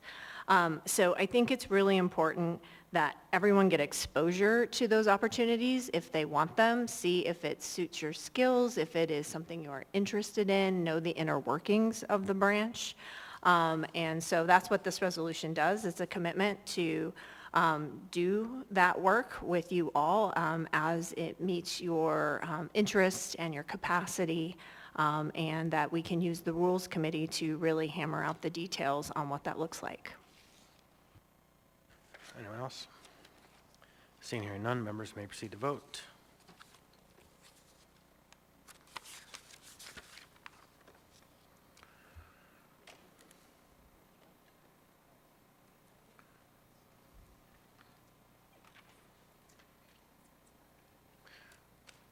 On a vote of 11 to 1, AR 2024-272S has passed the body. That concludes our business agenda. Next, we'll have audience participation. Public should be heard. Come forward.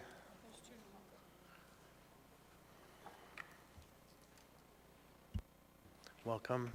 Please state your name, what part of town you're from. You'll have 3 minutes. Hi, Mike Edgington, Girdwood. I wasn't quite fast enough to jump up on item 14D, but I just wanted to point out again, I think it's a good idea.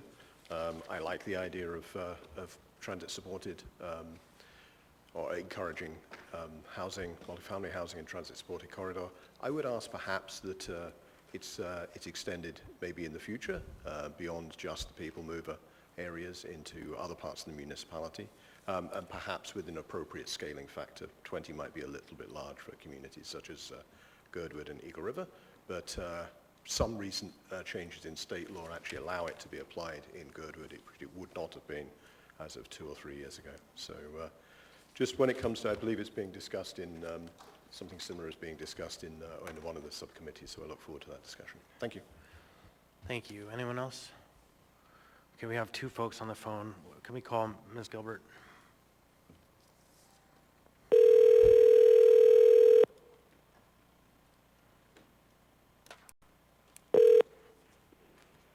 Hello. Hello, Ms. Gilbert. This is Anchorage Assembly. We're doing audience participation. Please state your name, what part of town you're from. You'll have 3 minutes. I'm sorry. Am I speaking right now? Excuse me? Can you say Am that? I speaking right? Am I speaking right now? Yes. Okay.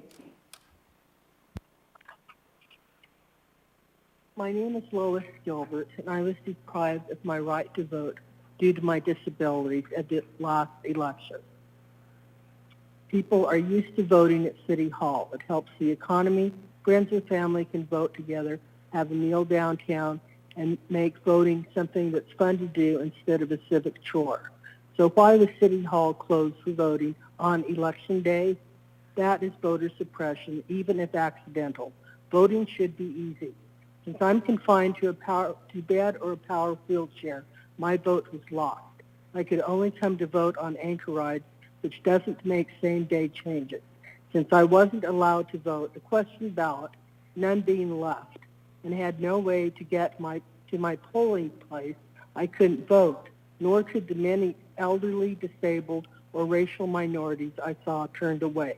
People with transportation could go to their polling place, if so informed, but how many do you think would go to 2 places to vote?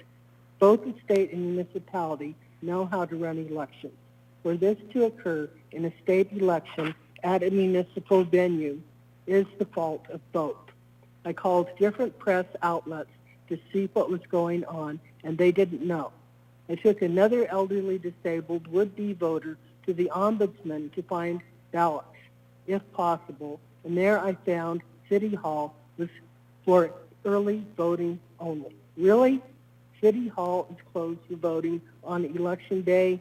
The one venue everyone knows to go to vote is closed on Election Day. In the words of Saturday Night Live, really? How do you think this makes citizens feel about their government?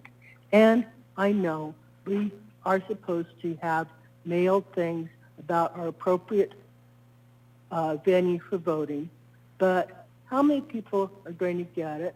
What if the mail is delayed? What if they can't even get to their mail and somebody else has to get their mail for them because they're disabled? Somebody who might be an English as a second language disability helper and doesn't know anything about voting.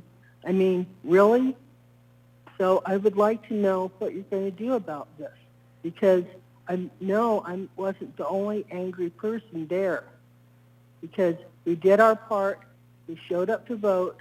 The disabled elderly person I took to the ombudsman office said that she had voted at City Hall for 45 years. She didn't understand what was going on, and she didn't understand any of it. Thank you, Ms. Gilbert. Your time has expired. Thank you. All right. Can we go ahead and call Sherry Struzak?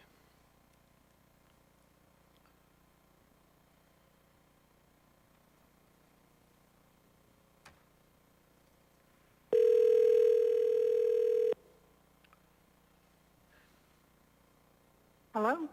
Ms. Strezak, this is Anchorage Assembly calling for audience participation. Please state your name, what part of town you're from. You'll have 3 minutes. Thank you. My name is Sherry Strezak. I'm from Chugach, District 2.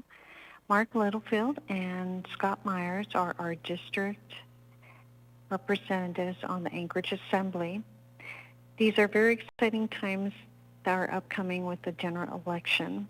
Many have tuned in tonight for the Trump and Harris debate earlier. And earlier this month, we saw that Alaska Democratic Party sued the Department of Elections to remove a felon serving time in a New York federal penitentiary. Having the felon, Eric Hafner, removed would ensure more votes are secured for Mary Peltola to win. Open primaries and ranked choice voting split votes. This can leave Peltola vulnerable to more votes going to the Republican candidate, Nick Begich. David Fox of the Elias Law Group of Washington, D.C. specializes in ballot access issues. Ballot issues cast a dark cloud over election integrity. This is a major issue for both the Democrat and Republicans, and we continue to hear both parties address their concerns. One of the major concerns, ranked choice voting, led to vote yes on 2 to repeal ranked choice voting. But is that enough to restore Alaskans' faith in our elections? To restore integrity to the election process, we need to engage our local precincts by bringing back hand-counting ballots. Hand-counting is not new. In fact, out of 403 precincts in Alaska, 135 precincts hand-count their ballots. Per the State of Alaska 2024 Primary Election Summary Report dated August 20th, 2024, and Vote 411 dated September 1st, 2024. The Matsu Borough recently adopted hand counting. Perhaps Anchorage voters can see the benefits of hand counting return to their precinct as well. Thank you. Right. So next we have member comments. So we'll start with Mr. Presverdia. No comments, thank you. Thank you, Mr. Salt. No comments. Thank you, Ms. Brawley. No comment. Mr. Boland. No comment. Ms. Branca. No comment. Ms. Zalatel. Don't miss the special transportation meeting. We're going to talk about what I experienced in Finland. It's going to be so good. Mr. Johnson. No comments, thank you. Mr. Rivera. No comments. Mr. Littlefield. No comments. Mr. Martinez. No additional comments. Mr. Myers. I'm enjoying these earlier evenings. I would ask for a motion to adjourn. So We're moved. adjourned.